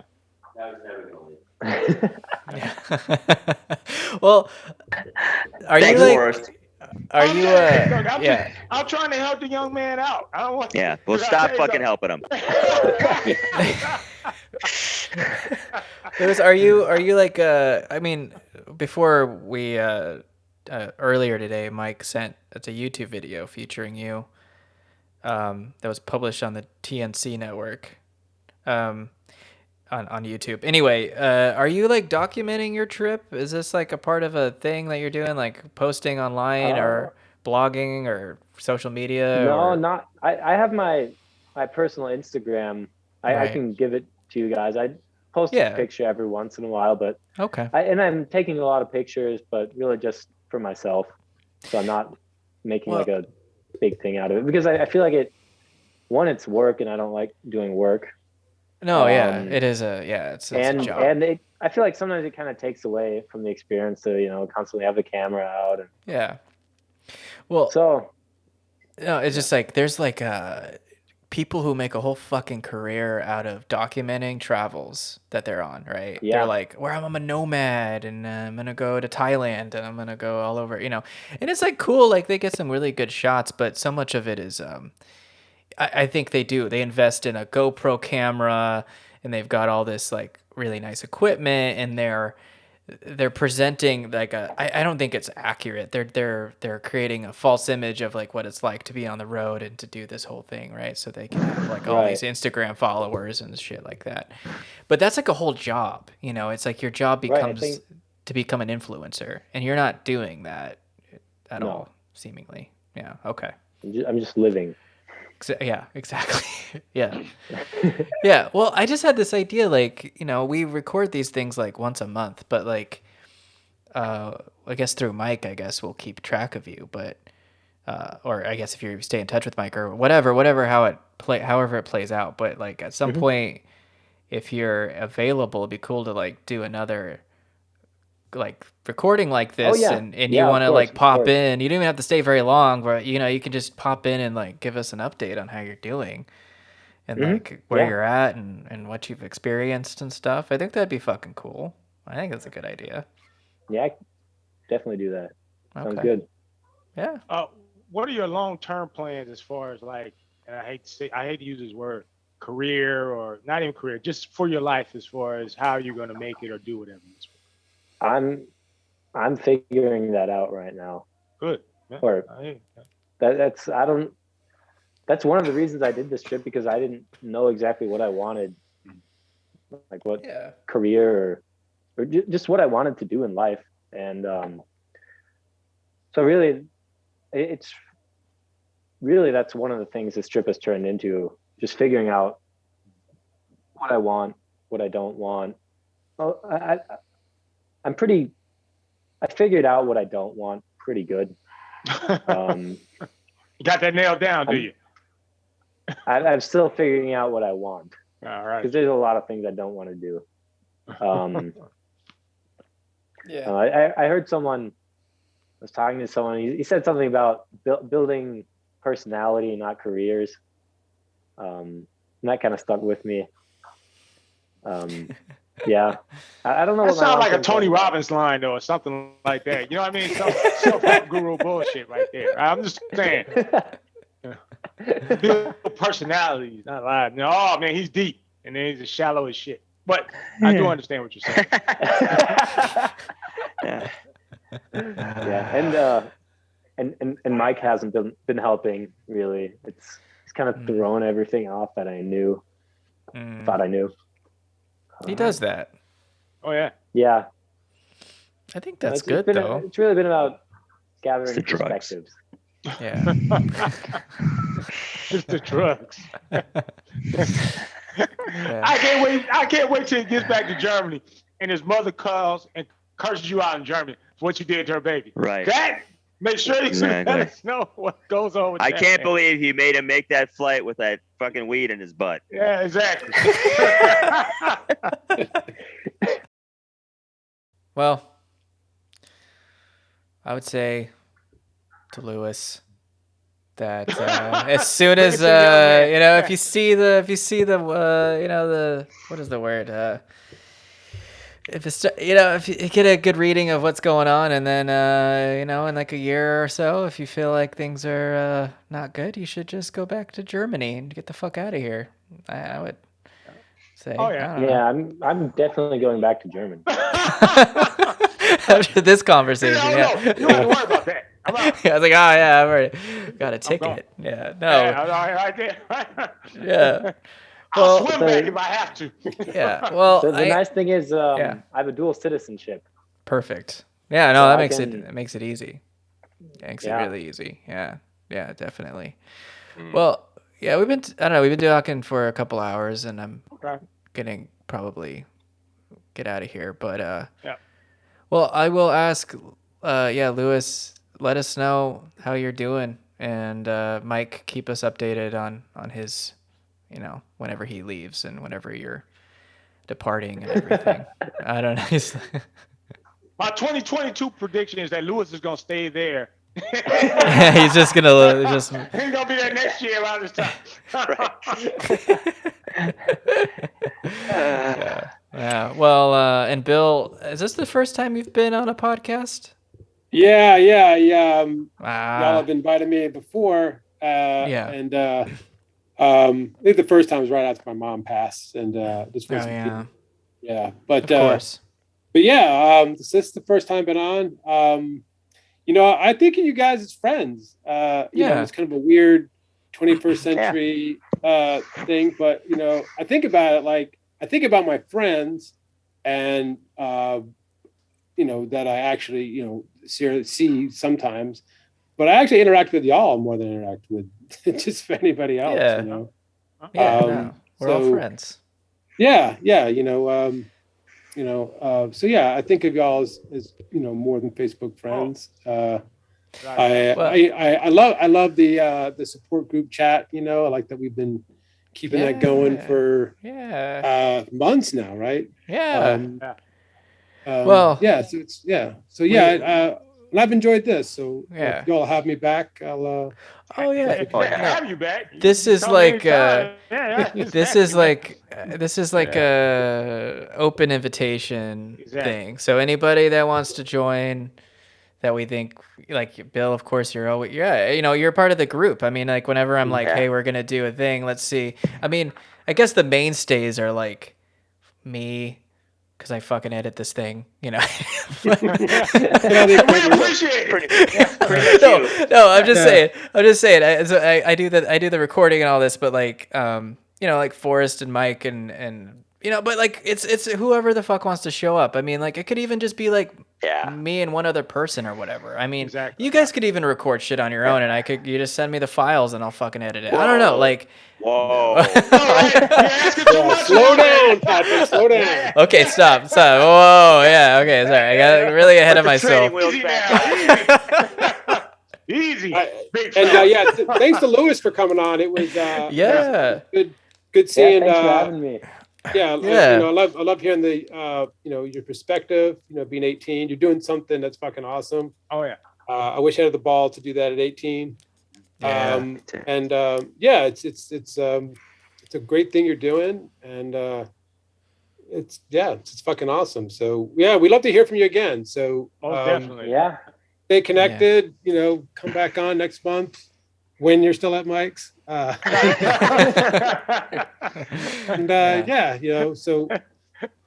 Be good to see more people like Louis come in. People who are young or just doing things out there. So No, I agree with you, Bill, because I mean, it's rare that I get a chance to hear a young perspective on things, and then also somebody who has at least been introduced to a lot of the things that's going on, not only now, but it's going to affect them in the future. Because most young kids, they have no clue about any of this.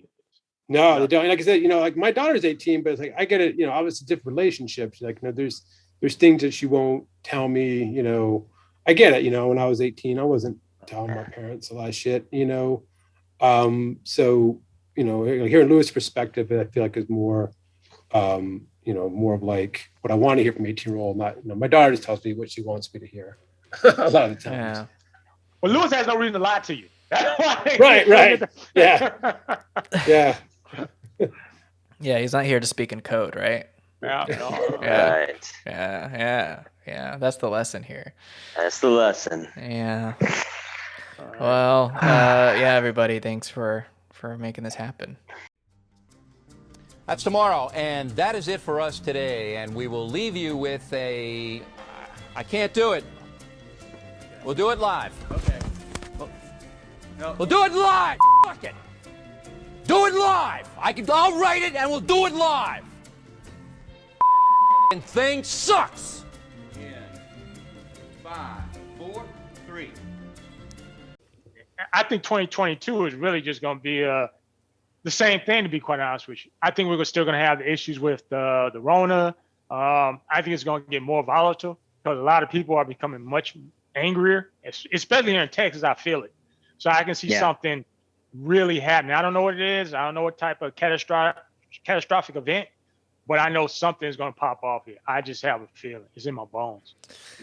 I'm not looking forward to it, but you can just hear it. A lot of rhetoric online.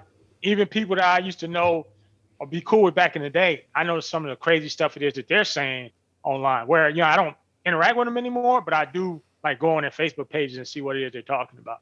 It's like they're just ginning everybody up to make some type of volcanic eruption onto society. What that is, I don't know. But then I tell anybody this, like with the thing that happened last January 6th, what we're learning now with a lot more details that there were a lot more people that were involved in that than any of us knew. I thought it was spontaneous. But if you look at all these different actors that were involved, politicians, and then you got pundits and this and other, they all had a place in there where they were actually like giving out money, giving out details, organizing it. I'm not gonna say I was shocked, but I didn't think it had reached that level. I thought it was spontaneous. You can tell they kind of gin people up and then kind of like a herd, just directing them there to that Capitol building. Yeah. Yeah. Yeah. Well, so it is January 2nd, and I haven't released our last interview, but our last conversation yet because I've been taking a break. But I think Mike's suggestion of adding this on the end of that one or something, I don't know, that might work. Yeah, I think so. I mean, this doesn't have to be super long. If we can do our thing and add it on to the end as sort of some sort of an amendment or whatever, addendum or whatever you call it, I think that'd be fine. Yeah. So I'm starting to feel like I've taken the time I needed to get back to doing this work again. So I think this feels good. But yeah, Forrest, you were talking this prediction episode, this recording up, like you had like a set of criteria and like categories. I did. That was before I was laid out in my office on Wednesday. I totally apologize for that. I did. No, it's okay. No, it's fine. I was just, I guess, I know. because I had to fly by the seat of my pants. I apologize for that. No, it's fine. No, I don't know. It's better that way. Yeah, I don't know if we did this same type of thing, because I think it's almost been a year since. Yeah, it's like literally almost a year since the January 6th thing, as you were talking about before. So right. I think we were talking about that. Obviously, we were talking about that a year ago. We had recorded something about that as soon as that happened, and I think we did do something like a prediction or something. I feel like we did something like that a year ago. I think you're right. I don't know. I remember what it was. I never go back and listen, so. Yeah, I think I only know that because I took a sample from that episode for that series thing I made. But yeah, I think it's good. It's kind of fun in its own morbid sort of way to predict what 2022 will bring. Because I think this year will be. Every year's gotten more interesting. To use a non-word like interesting, right? Oh, hi, doggo. Hey, look, champ. Look, look, boy. Look, a big boy. I don't want to look at you. Kind of shocked. Yeah, go ahead, man. Yeah, I was just gonna say though that this year, just from the political side, just to talk about the United States because it is the midterms this year, and I don't know, I'm ambivalent about voting in a general sense, but with everything we saw last year, January 6th, and with Trump's presidency, and just the way the Democratic Party has done exactly what we expected them to do this year, which is, with Joe Biden backing off every promise he made on his campaign. I mean, like any effort they could have done to take some of the anxiety off of people, just regular people in the country, working class people, I guess. They haven't done anything. So I think based on that and everything that the Republicans have done in red states, I do see that the Republicans will take the Congress back in the midterms, and Biden's presidency, whatever he could have done, which he hasn't, it'll be just a lame duck presidency. We'll probably see that come into 2024 with the presidential election with either Trump winning or some version of him, whether he runs or not, winning. And I think that's it. Whatever remnants of this sort of democracy that the U.S. supposedly has is going to be gone at that point. That's my really bleak outlook. But Yeah, well, you're a doomer. Yeah. Well, Yeah. it's the thing is there was an article I shared with Kate, because she's Canadian, or she's a dual citizen, and someone shared an article from the Globe and Mail, which is a Canadian publication, and it was just like, how are we as Canadians going to prepare for when the United States becomes a right-wing dictatorship in 2025?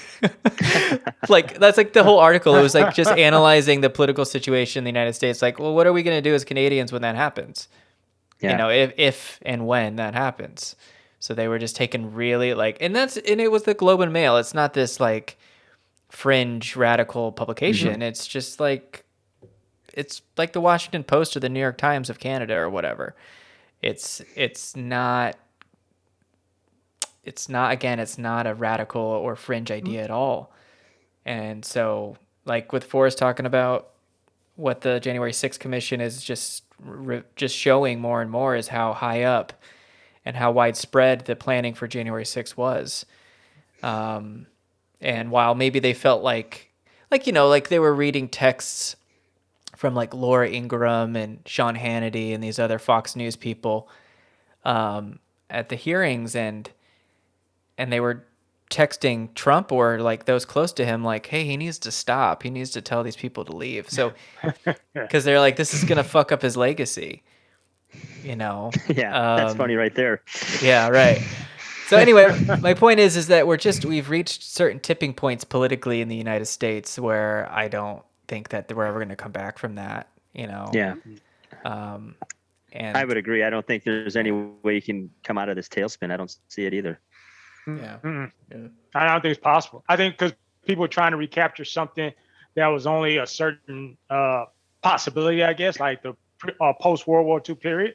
Yeah. As far as like 1950s to the 1960s, they're trying to regenerate that today, and that's impossible. We don't have the resources. We don't have the capability. There's going to have to be winners and losers when it comes to resources. And you see how much it takes in order for us in this country to just live how we live.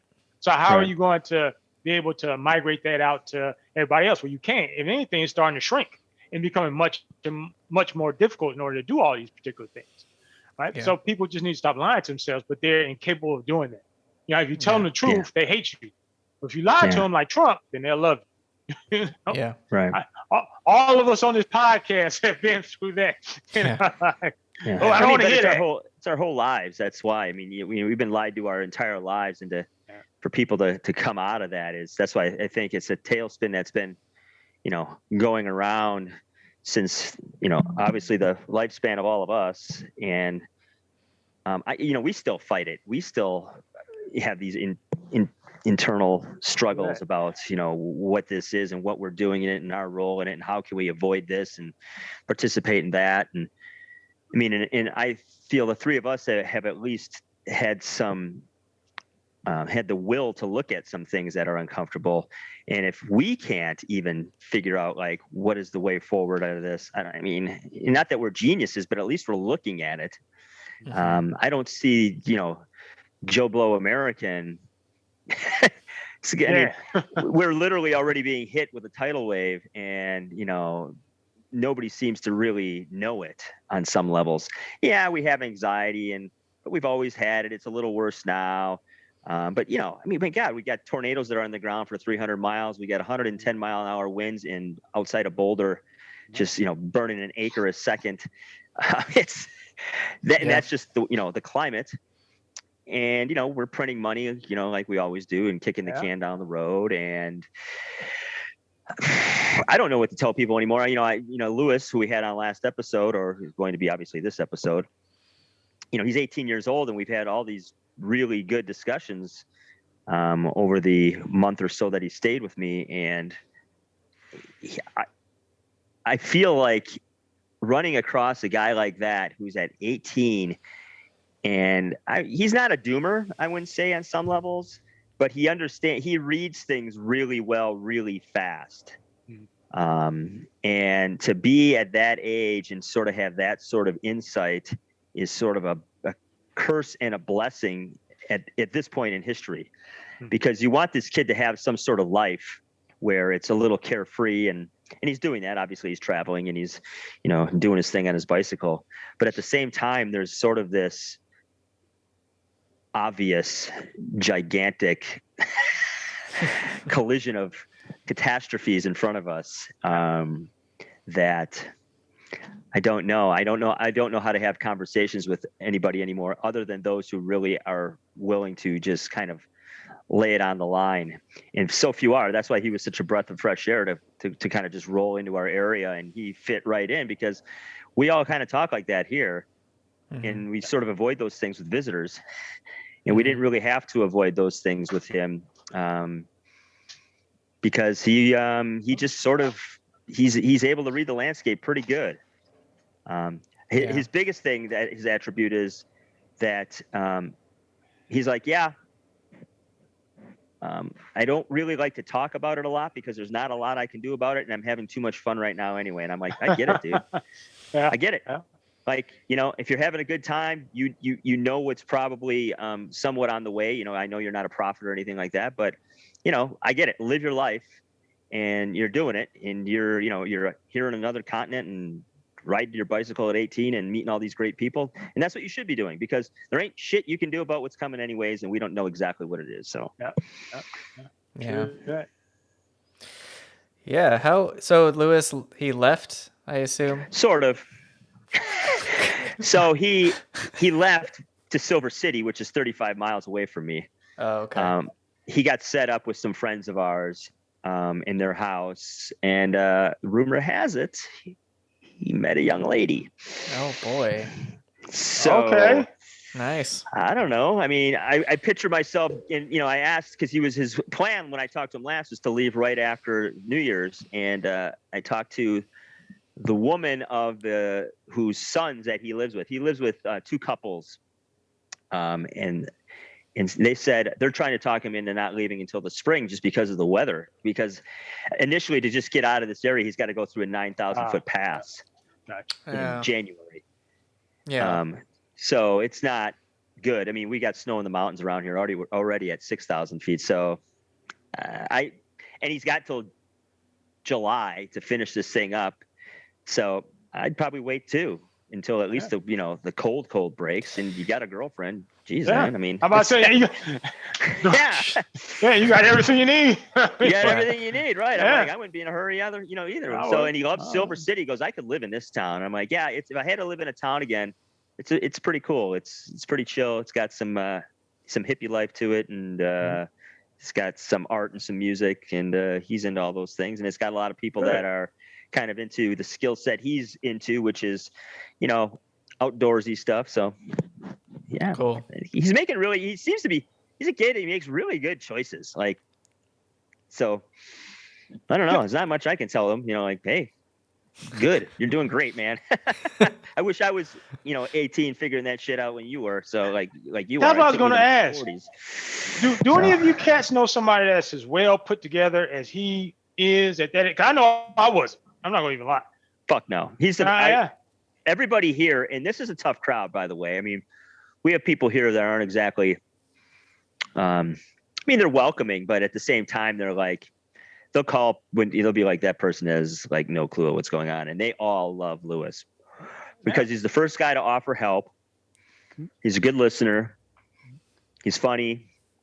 And he's easy to talk to, and it doesn't seem like you can drop anything on him that would be surprising. He's still 18 at times, I can tell, but Jesus, compared to what I was, I mean, I just discovered my wiener at 18. I was like, holy Christ. Tell me about it. This guy's like, I mean, I think what helps him a lot is he's really heavily into scouting. So he's been on his own a lot with responsibility of taking care of large groups of boys, that are 8 to 11 years old out in the woods for several, for days at a time. And so he's good under pressure, and he really knows how to talk to adults like that are older for whatever reason. He's just good with folks that are way out of his peer group. So, yeah. Well, good. He seems like he's set up for whatever comes his way. Whatever comes. Yeah. As good as anyone I know. So good. It's good to see. I think it has to be a European thing, because it can't hurt, right? I think so, because at my last job, there was a French guy, Jean-Baptiste, right? And he's like about 28. And he was the only one that was aware of stuff outside of just the norm of Western culture. Like, when I mentioned Franz Fanon, he had read them. I said, oh, shit. Wow. Yeah. I said, not only just not being American, but I mean, he's 20. I was like, wow. So we would sit back when we have these long discourses about not even engineering, because he's one and I am, but it was more so just like philosophical things, cultural things of that nature. I'm like, wow, this kid is put together to say he's just 28. I said, I wasn't there at 28. So the only rational thing, and I don't know anybody else that was as put together as this cat, who we thought was put together when we were young kids. Like, we would look points, oh man, that dude has, but no, this dude has just a way together than those. That's the only thing I can think of. I think it's a different temperament and mentality. Well, I lived in Italy with 3 months with a guy who was like 18 and another guy who was 21, and their mother, and they were the same way. They were just really miles ahead of, and I had just left teaching at that point.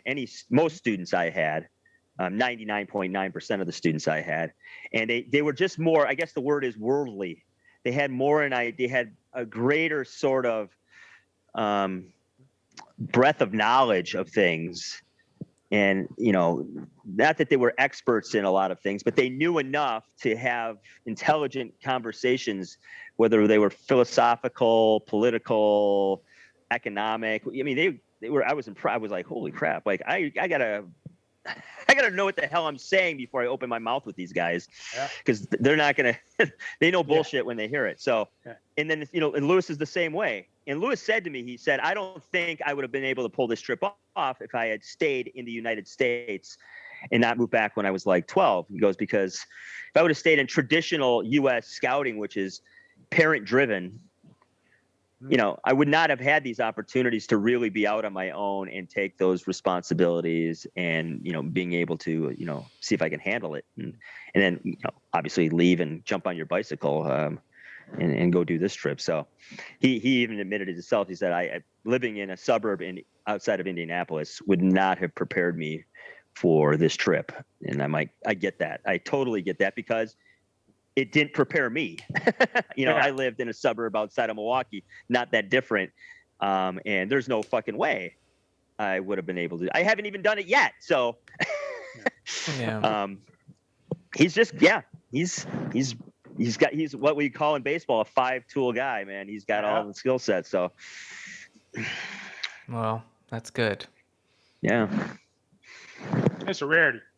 It is. And it's refreshing. It's refreshing to see that in the world. And those are the little glimpses of, like, I guess, shining moments from, like, well, not everything is just shit, because there's people out there that are much younger than me and got their shit together and are doing amazing things despite it all. And so that it makes me feel better that I'm like, oh, I can appreciate these things still, and I still see them, and it's not all gloom and doom for me 24/7. And people like this still walk into my life once in a while. So, I'll be honest with anybody. Like, in my mid 40s, that one was really hit me hard as far as, but then I realized, like, you know what? The people who know me throughout my life think I'm crazy, right? They like, oh, well, Forrest is smart, but yeah, he's crazy. Because they don't see the things that all of us see. So I can't concern myself with trying to, quote unquote, save those people anymore. I just would rather just like do what I can for the ones I love and just leave it at that. Period. Yeah. Tell people the truth, have that conversation, but don't try and save people that don't see that there's anything wrong with the system. You know. Right. And I don't even have those conversations. I've told you guys this before. I don't bring those conversations up. Those conversations have to be brought into my world before I address them. And I never was really too much like that. I would never just walk into a place and just, drop the fucking climate change bomb on people. And they want to hear it. Like if they have my opinion or they're talking about it and I'm in the conversation, I'll let them know.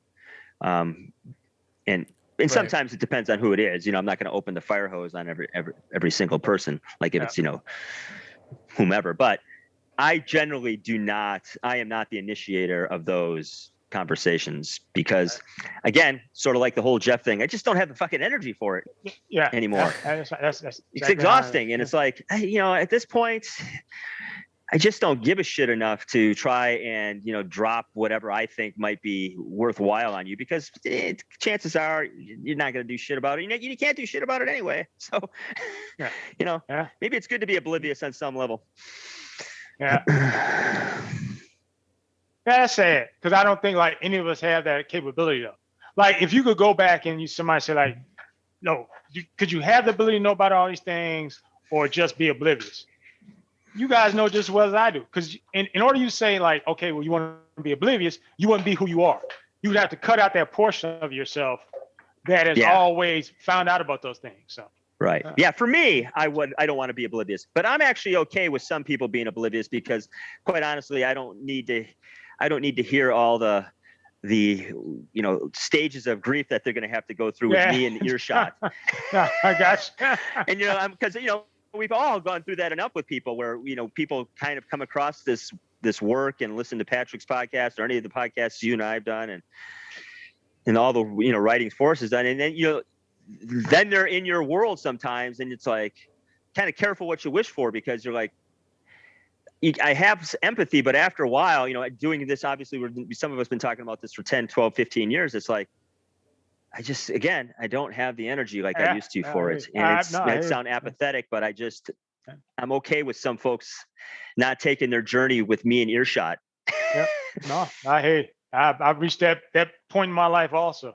Now, I would talk with, like, if somebody approaches me and asks me about it, I'm always willing to talk. I know you are, but but I'm never going to try and impose my thoughts or whatever on anybody again.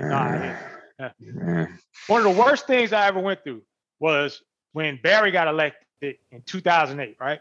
So same guy as my best friend from grade school. We're still cool. His wife was in a sorority, AKA, right? And her husband was Alpha. So my boy, he didn't finish up college, but his wife was in the sorority or whatever. So we went to like a mixer and all these bourgeoisie black folks there. So I said, I'm going to do a test. So I went on there. We went in there. It's probably like everybody there was like, for the most part, were either in college or graduated from college or was in sorority or fraternity, blah, blah, blah, blah. And I went in there and I went full FP. Told him like burying our shit, fuck him, blah, blah, blah. I didn't curse, but I was just telling like all the stuff about him, da, da, da, da. And man, I'm going to tell you something. If they didn't know, like, they might go to jail. Which they could, but if they were like, oh, well, you know what? We got to go to work on Monday. If we beat them up, we're going to be in jail. If they knew they could just get away with just beating the shit out of me, they would just drill me, man. I'd have been dead. That was just because I wanted to go in there and do it. I was like, well, I know it's going to happen, but I wanted to prove it in real life, like actually do it. Like, I knew how they were going to respond. And it was like the worst thing in the world. And that's why I really don't like talk with anybody anymore if I know like it's gonna be a volatile situation. Like I'm not gonna go to a regular Texan and talk to him about like climate change, something like that. He might blow my head off. And I'm not being, I'm not and it's different for you than it is for Patrick and myself, obviously. Oh yeah. Well, Forrest, Forrest, have you guys seen the Boondocks, that animated show? Boondocks, you've seen it, Forrest. I've not watched it, but I know. Okay, well, I know Forrest has. I know Forrest has because you make Uncle Ruckus references all the time or frequently. Okay, but there's. I know where you're going with this. I'm going to cut you off, but I'm going to say it's a black president, Huey Freeman. That the one you're talking about? Yeah. I was just gonna say that the first episode of like the third season or something, and Barack was just elected. And the was main me. character, Huey Freeman's like a radical, and he's just this black kid. He's like, like it's not gonna change anything. It doesn't matter. And like he almost That gets was me. like mob assaulted by a group of black people because That he's was just me. like meh.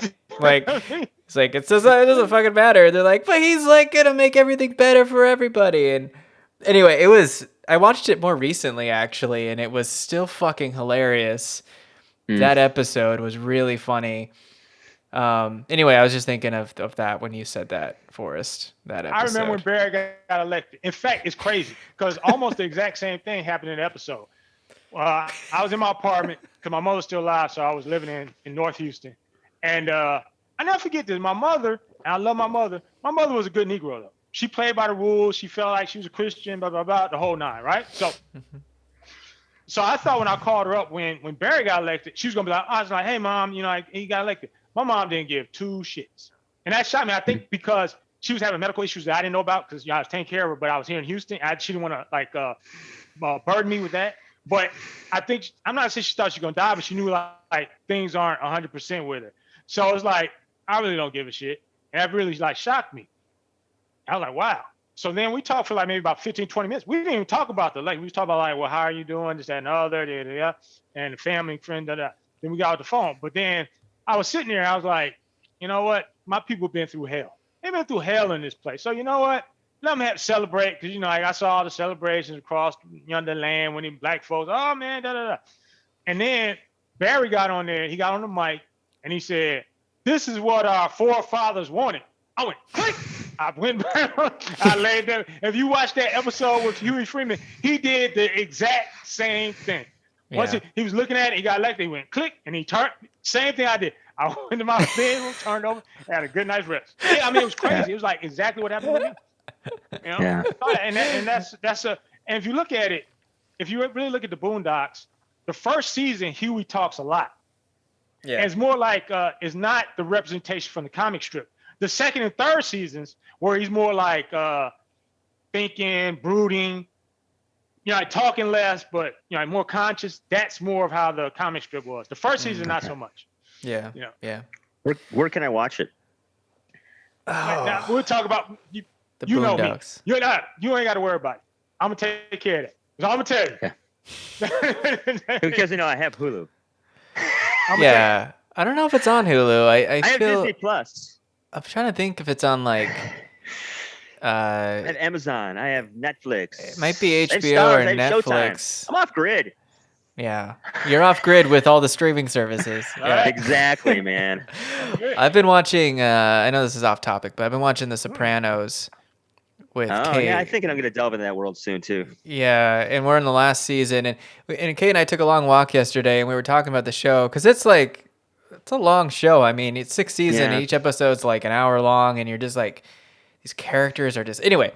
As we're watching it, it starts before 9/11, like in 1999, and then 9/11 happens, and you start to see there's just sort of this feeling of America itself is sort of changing, and they're all kind of responding to that. Yeah. And you kind of just, even though it's about criminals, right? They're mafia, Italian American mafia in New Jersey. You just kind of get this real feeling like they're not doing it. I mean, certainly it's an extreme violence and all the shit that you would expect of a mafia show, but it's actually no more fucked up or corrupt than half the shit that you find out about where they're doing dealings with city council members and business people, unions, all this shit. Just the corruption runs through every level of the society, and they're just taking advantage of it. Yeah. Sort of like The Wire, but completely different on some levels. But The Wire really sort of showed me in some levels, there's no sides here. Yeah. There are no the fucking police are the biggest goddamn gang in the fucking domestic gang in the world. Yeah. Or in the US, and our military is the biggest global gang. Yeah. So when we start calling people gangs, I'm like, fucking nobody's got a shit on the police or the military. Yeah, right. Yeah. Yeah, it's a brilliant show. I loved it. Yeah. I like the fact all the women in there look like real women in my life. They weren't all supermodels. like Tony Soprano's wife. She's a good-looking woman, but she wasn't overly beautiful or anything like that. Tony Soprano himself, James Gandolfini, overweight, balding Italian guy. And I'll tell you something. When they interviewed David Chase, he said that he took that series, and I'm glad it didn't end up on like regular television, like ABC. It'd be wretched. But he said that they would have never hired him to be the lead if it went to one of the over broadcasts, ABC, CBS, or whatever. Because you're not a handsome man, as you would say. So that's what I liked about it more than anything else. All the people in there look like regular people, right? Not overly beautiful. Nobody's models or anything like that. You're just like normal folk. It would have been like Chaz Palminteri or whatever that guy's name is. He would have got the lead. If it something Somebody like that. Somebody like that. Yeah, you're right. Yeah. It's astounding to me. Like you just can't get the best person to act in the role. Right. You know what I mean? That's just sad. You know, we talk about meritocracy, but when you look at him on that screen, I'm not gonna say there's no actor that could have played it as well as he would, but nobody was gonna do a better job. Couldn't find anybody to do a better job. And I was a fan of his before The Sopranos. I mean, just the bit parts he had. He's so good. He's intense as hell. What I appreciate about it is like most of the actors. I mean, Gandolfini became a well-known person, an actor after that show, but like none of the other actors I really would recognize anywhere else. Right. Like they're not all big names, but they all fit their roles perfectly. Oh yeah. You know what I mean? Like they just pick people that are like, you're gonna play this person and you're the perfect actor for that role. Yeah, the casting agent was really good in this show. Yeah. And it's I just think what's interesting, I read an article about why the show is now so popular now because of the pandemic hit and people started binge watching TV shows, and The Sopranos became like a big hit, and there's like younger people younger than me that are like getting into the show now, and it's just something about it is just really captivating and just somehow works like still to this day. Like it's just I don't know, it's just it's really fascinating study, and I don't know if you call it study, but a fascinating portrayal of all of this. I don't even know how to explain it. It's just really well done. I don't know why we're talking about TV shows right now, but anyway, it's just. Well, I mean, like we're gonna be doing this till we all just pass out or there's collapse, one or the other. Yeah. But I mean, the fact of the matter is, like our conversation is gonna drift this way and the others. So Michael's gonna freeze up. Yeah. What'd you say? Michael's gonna turn into a popsicle here pretty soon. That's right. I gotta go to potluck in about 20 minutes, but okay. Well, let's do another one. So we got I think the political thing. I think we all kind of agree on. Yeah, I'm not sure. Republicans are 22. I don't know. I'm not sure about the House. I'm really not. I think we're getting pumped on the left big time that we're going to lose the House. We're going to lose the House. I don't know. I mean, maybe. Yeah. I think ultimately what matters, as far as maybe being one of the last, or if not the last, presidential election, is whether or not Trump runs. I think if he runs, good chance this could be good night, because win, lose, or draw in 2022 might reveal that. I'm going to say he does reveal whether or not he's going to run. That's my prediction politically. And I'm going to go on a limb. I'm going to say the Democrats do not lose the House. Okay. Yeah, I have no idea whether they lose the House or not, but I think it's going to be a full vote. Go ahead. I think just one of the trends that we're seeing with red states, so states that have Republican governors and Republican-led Congresses in their states, they've been passing more than usual, and they've been doing this for decades, but extreme voter restrictions. They're gerrymandering the shit out of their districts. They're doing a whole bunch of things. So even if it was a good turnout and people wanted to vote in favor of the Democrats, it's extremely difficult for the Democrats to win based on those restrictions that have been passed in those state Congresses. So it's not just a matter of who votes for who. It's like it's structural at this point. So that's a big thing to think about. So you may be right, Mike. I don't know. I think the blue states are probably going to stay blue. I have no idea. Like where I live now in Washington, it's still going to stay fucking blue, even though there are conservative areas of the state for sure. It's not going to turn red. But yeah, the places that are already red are still going to stay that way, and we may see because of the dismal performance of the Democrats this past couple of years. I don't see them.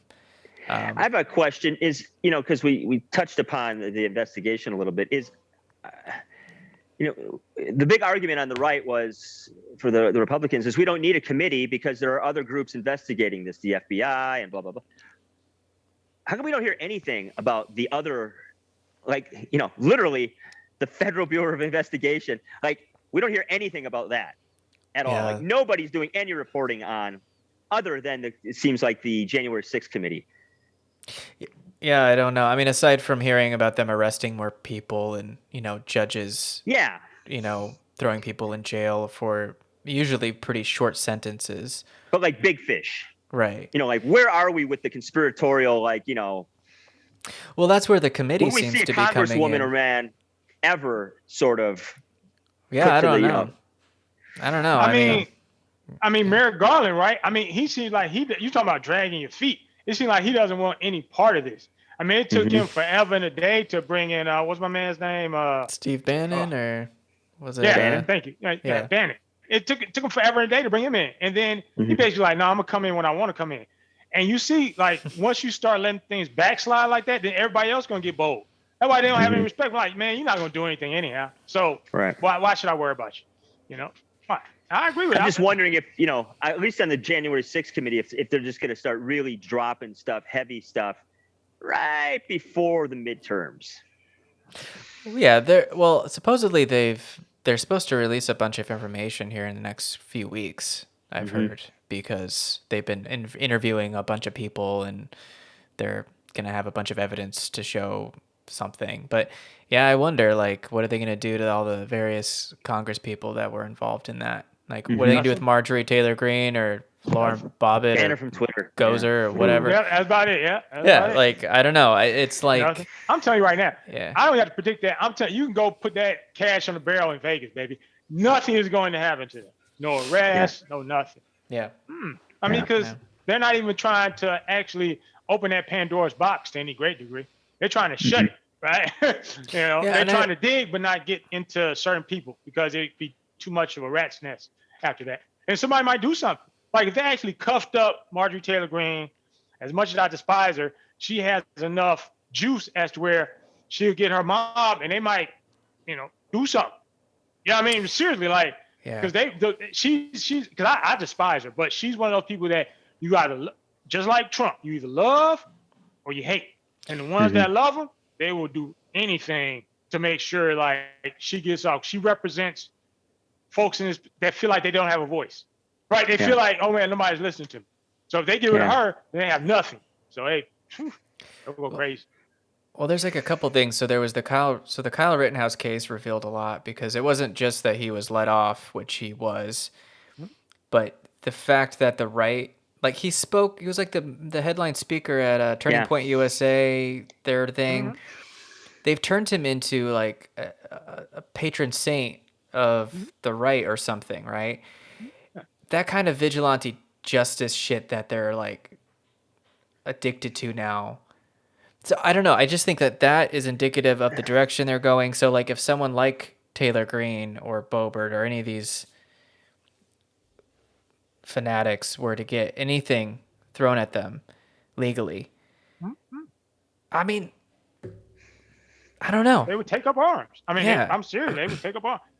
In fact, here's my prediction. If the House doesn't go red and the Senate doesn't go red, I think they're going to say that it was corrupt from the Democrats, and then they're going to do something.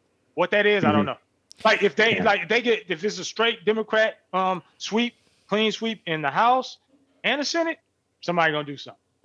Yeah, because they think it's a big conspiracy now. They can't. Anything that doesn't go their way is fraud at that point. Right, and that's why I think if Trump decides to run, that's the end, because at that point it doesn't matter if he wins or loses, because if he wins, we're fucked. If he loses, we're fucked. Yeah. As far as the reaction on both sides. So it's sort of for me, I can see it as a potential end game. It's just a matter of how late does he wait? Because he's got all the cards. He doesn't have to tell anybody he's running until sort of the season begins, and that's another year. Yeah, he plus, has the whole. He still has control over the Republican Party, so he can do whatever the fuck he wants. But he might do it if he feels himself start to slip as far as his grasp on the populace or whatever. Yeah. But other than that, I don't really see, and I can't see why that would be happening. Yeah. So. Well, okay. The best thing to keep us going, I would say though, is that the best thing, not keep us going, but where we won't have to deal with, maybe we're at the airport and if somebody starts shooting, or out on the street somebody just blows something up, as if Trump dies between. I'm serious. If he dies between now and 2024, then we won't have to be watching our back, at least to that extent. Yeah. Right. And it's highly possible. It's highly possible Biden could be dead before then too. I mean, both these guys are not exactly, young, and they're not stellar health advocates. So it's amazing. Yeah, it would be. I'm shocked on some level that when because I said it when Trump got corona, I'm like, he's dead by the end of the month. I thought there's no way this fucker's gonna live through this. I mean, he's obese. He eats like shit. He eats like shit. What kind of pharmaceuticals is that guy fucking taking just to keep going? Yeah. There was a good article that came out about what they really had to do to keep him alive. They were throwing all this like cutting edge medical technology at him. What's it called? The monoclonal antibodies. Yeah, like before anybody else was using them, he was like the first. They were like, it was a bit touch and go there for a bit. He almost could have. He almost died there. They said he was like crying, acting like I'm not going to use the term, but a bee. Like that's what people were saying. Like for all this tough guy talk, once he started seeing them pearly gates in quotation, we'll know where he's going, or if there's an afterlife. But if he you've started seen like anybody really like storm the stage on him, and he starts to turn a little. Oh you know what he is. So Okay. Well, I'll say the last thing we should predict, and this is pretty easy, sort of, but which is just like the climate. I mean, overshadowing everything, regardless of any of this political shit.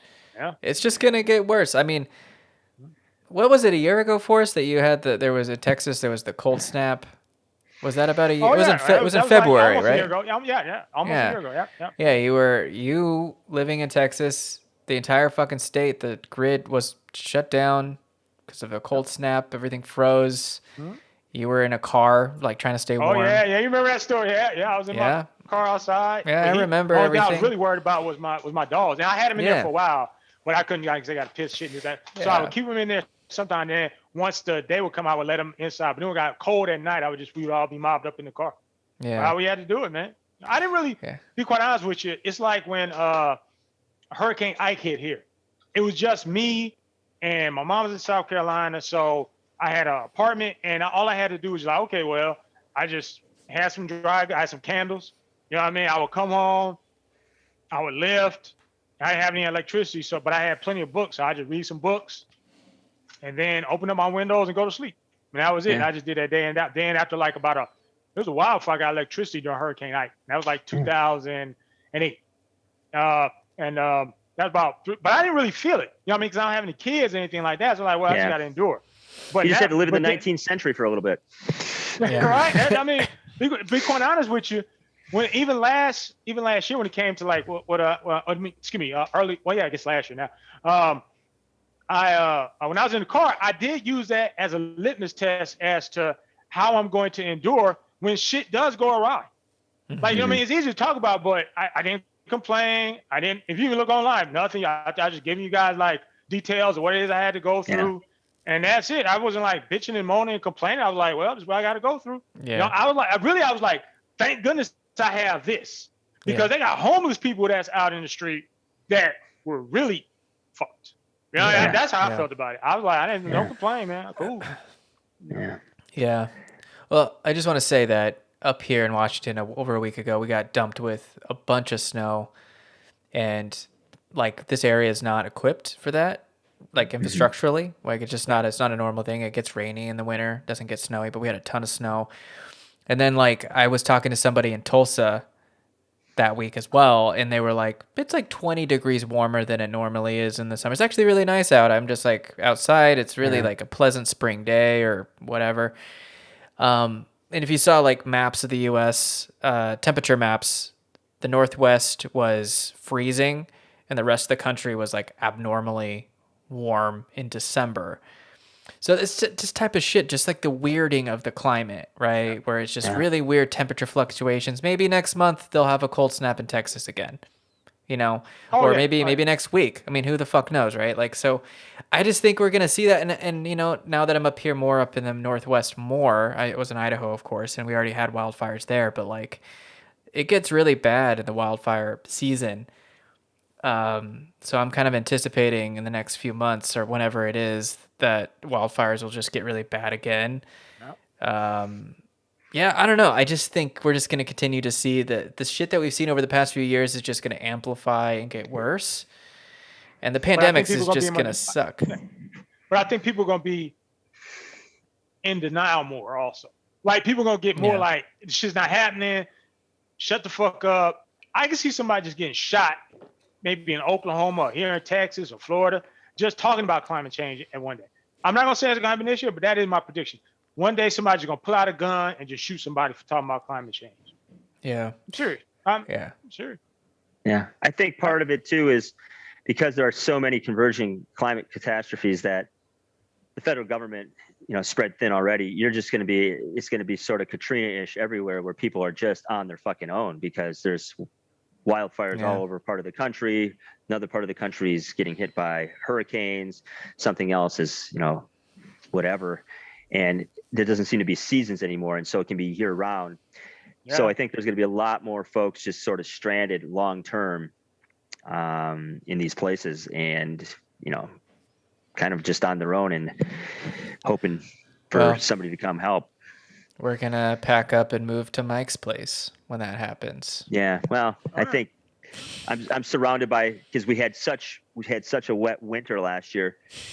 And in a fall, we have so much dry brush. It's like up to my face. And so this is just a tinder box. No.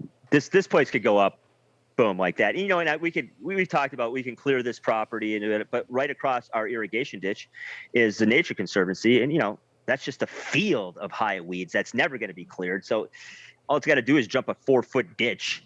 And so there's certain things you could try and mitigate, but it's like something like that comes through. Yeah. The good news is I'm not highly attached to, and Karen and I are, and actually most of the people that live here, there's not a lot of attachment to what we have. Mm-hmm. Most of the stuff is repurposed, reclaimed, and I'm not saying it wouldn't be a devastating loss, but it's just a different feel of ownership here, because we've talked about this. This is not an investment property.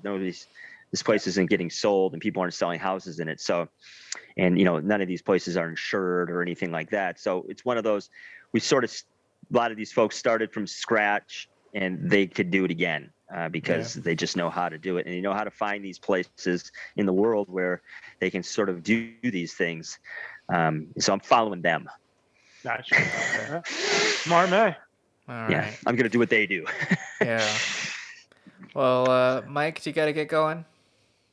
Yeah, I got about 5 minutes before they circle up for potluck. So okay. Well, I'll say that we'll continue doing these podcasts. That's another prediction I have through all of it. I hope we can anyway. As long as we it's highly dependent on you wanting to keep doing the labor part, and it's about due for us to kick in a little again this year. So you got that right, Chief. Yep. Send me whatever that I think it was your PayPal. I dropped stuff last year, so whatever that is, eventually send me that information again, and I'm going to try and do it yearly, where I contribute to the labor of it, and because that's what keeps it going. I'm surely not going to be able to do that or want to do that, so I feel okay contributing. Yeah. That's what you want to do. Yeah, yep. Sure. Okay. Yeah. It just helps pay for the Zoom anyway. The subscription. Yeah. Hey, look, I got a fucking pair of headphones last night. Look at me. Yeah, you look great. Yeah, thank you. I really like your scarf, by the way. You look very handsome. It's my European scarf. So. Yeah, you look great. Those double wraparounds. All right, guys. Well, we'll wrap up. Thank you very much for. Thank you. Everything. Yeah. Love you guys. I appreciate y'all. I love you. How about saying, man? I love you guys, man. Thank you for being my friend, and thank you for not changing up like so many other people the past couple of years. Oh yeah. Yeah. So you guys have always been. I got my booster. I got my booster shot. Now I'm like connected to the 5G towers here. There you go. I'm getting Yeah. communist propaganda directly Yeah. into my brain now, so Yeah. it's Yeah. bad. It's getting real bad over here. But no, yeah, people are very weird. That's probably the weirdest thing. I think I'll just say last note. With everything that goes on, it's people that are gonna get the weirdest. Like they're weirder than the climate by far. Oh, yeah. Bingo. Yeah. Yeah. So just That's a good one. And yeah. Yep. All right, dudes. fellas. Okay, guys. Y'all be well. Okay. Talk to you All right, soon. love you guys. All right. Peace. See ya. Love you, man. All right. See you Peace. guys. Peace.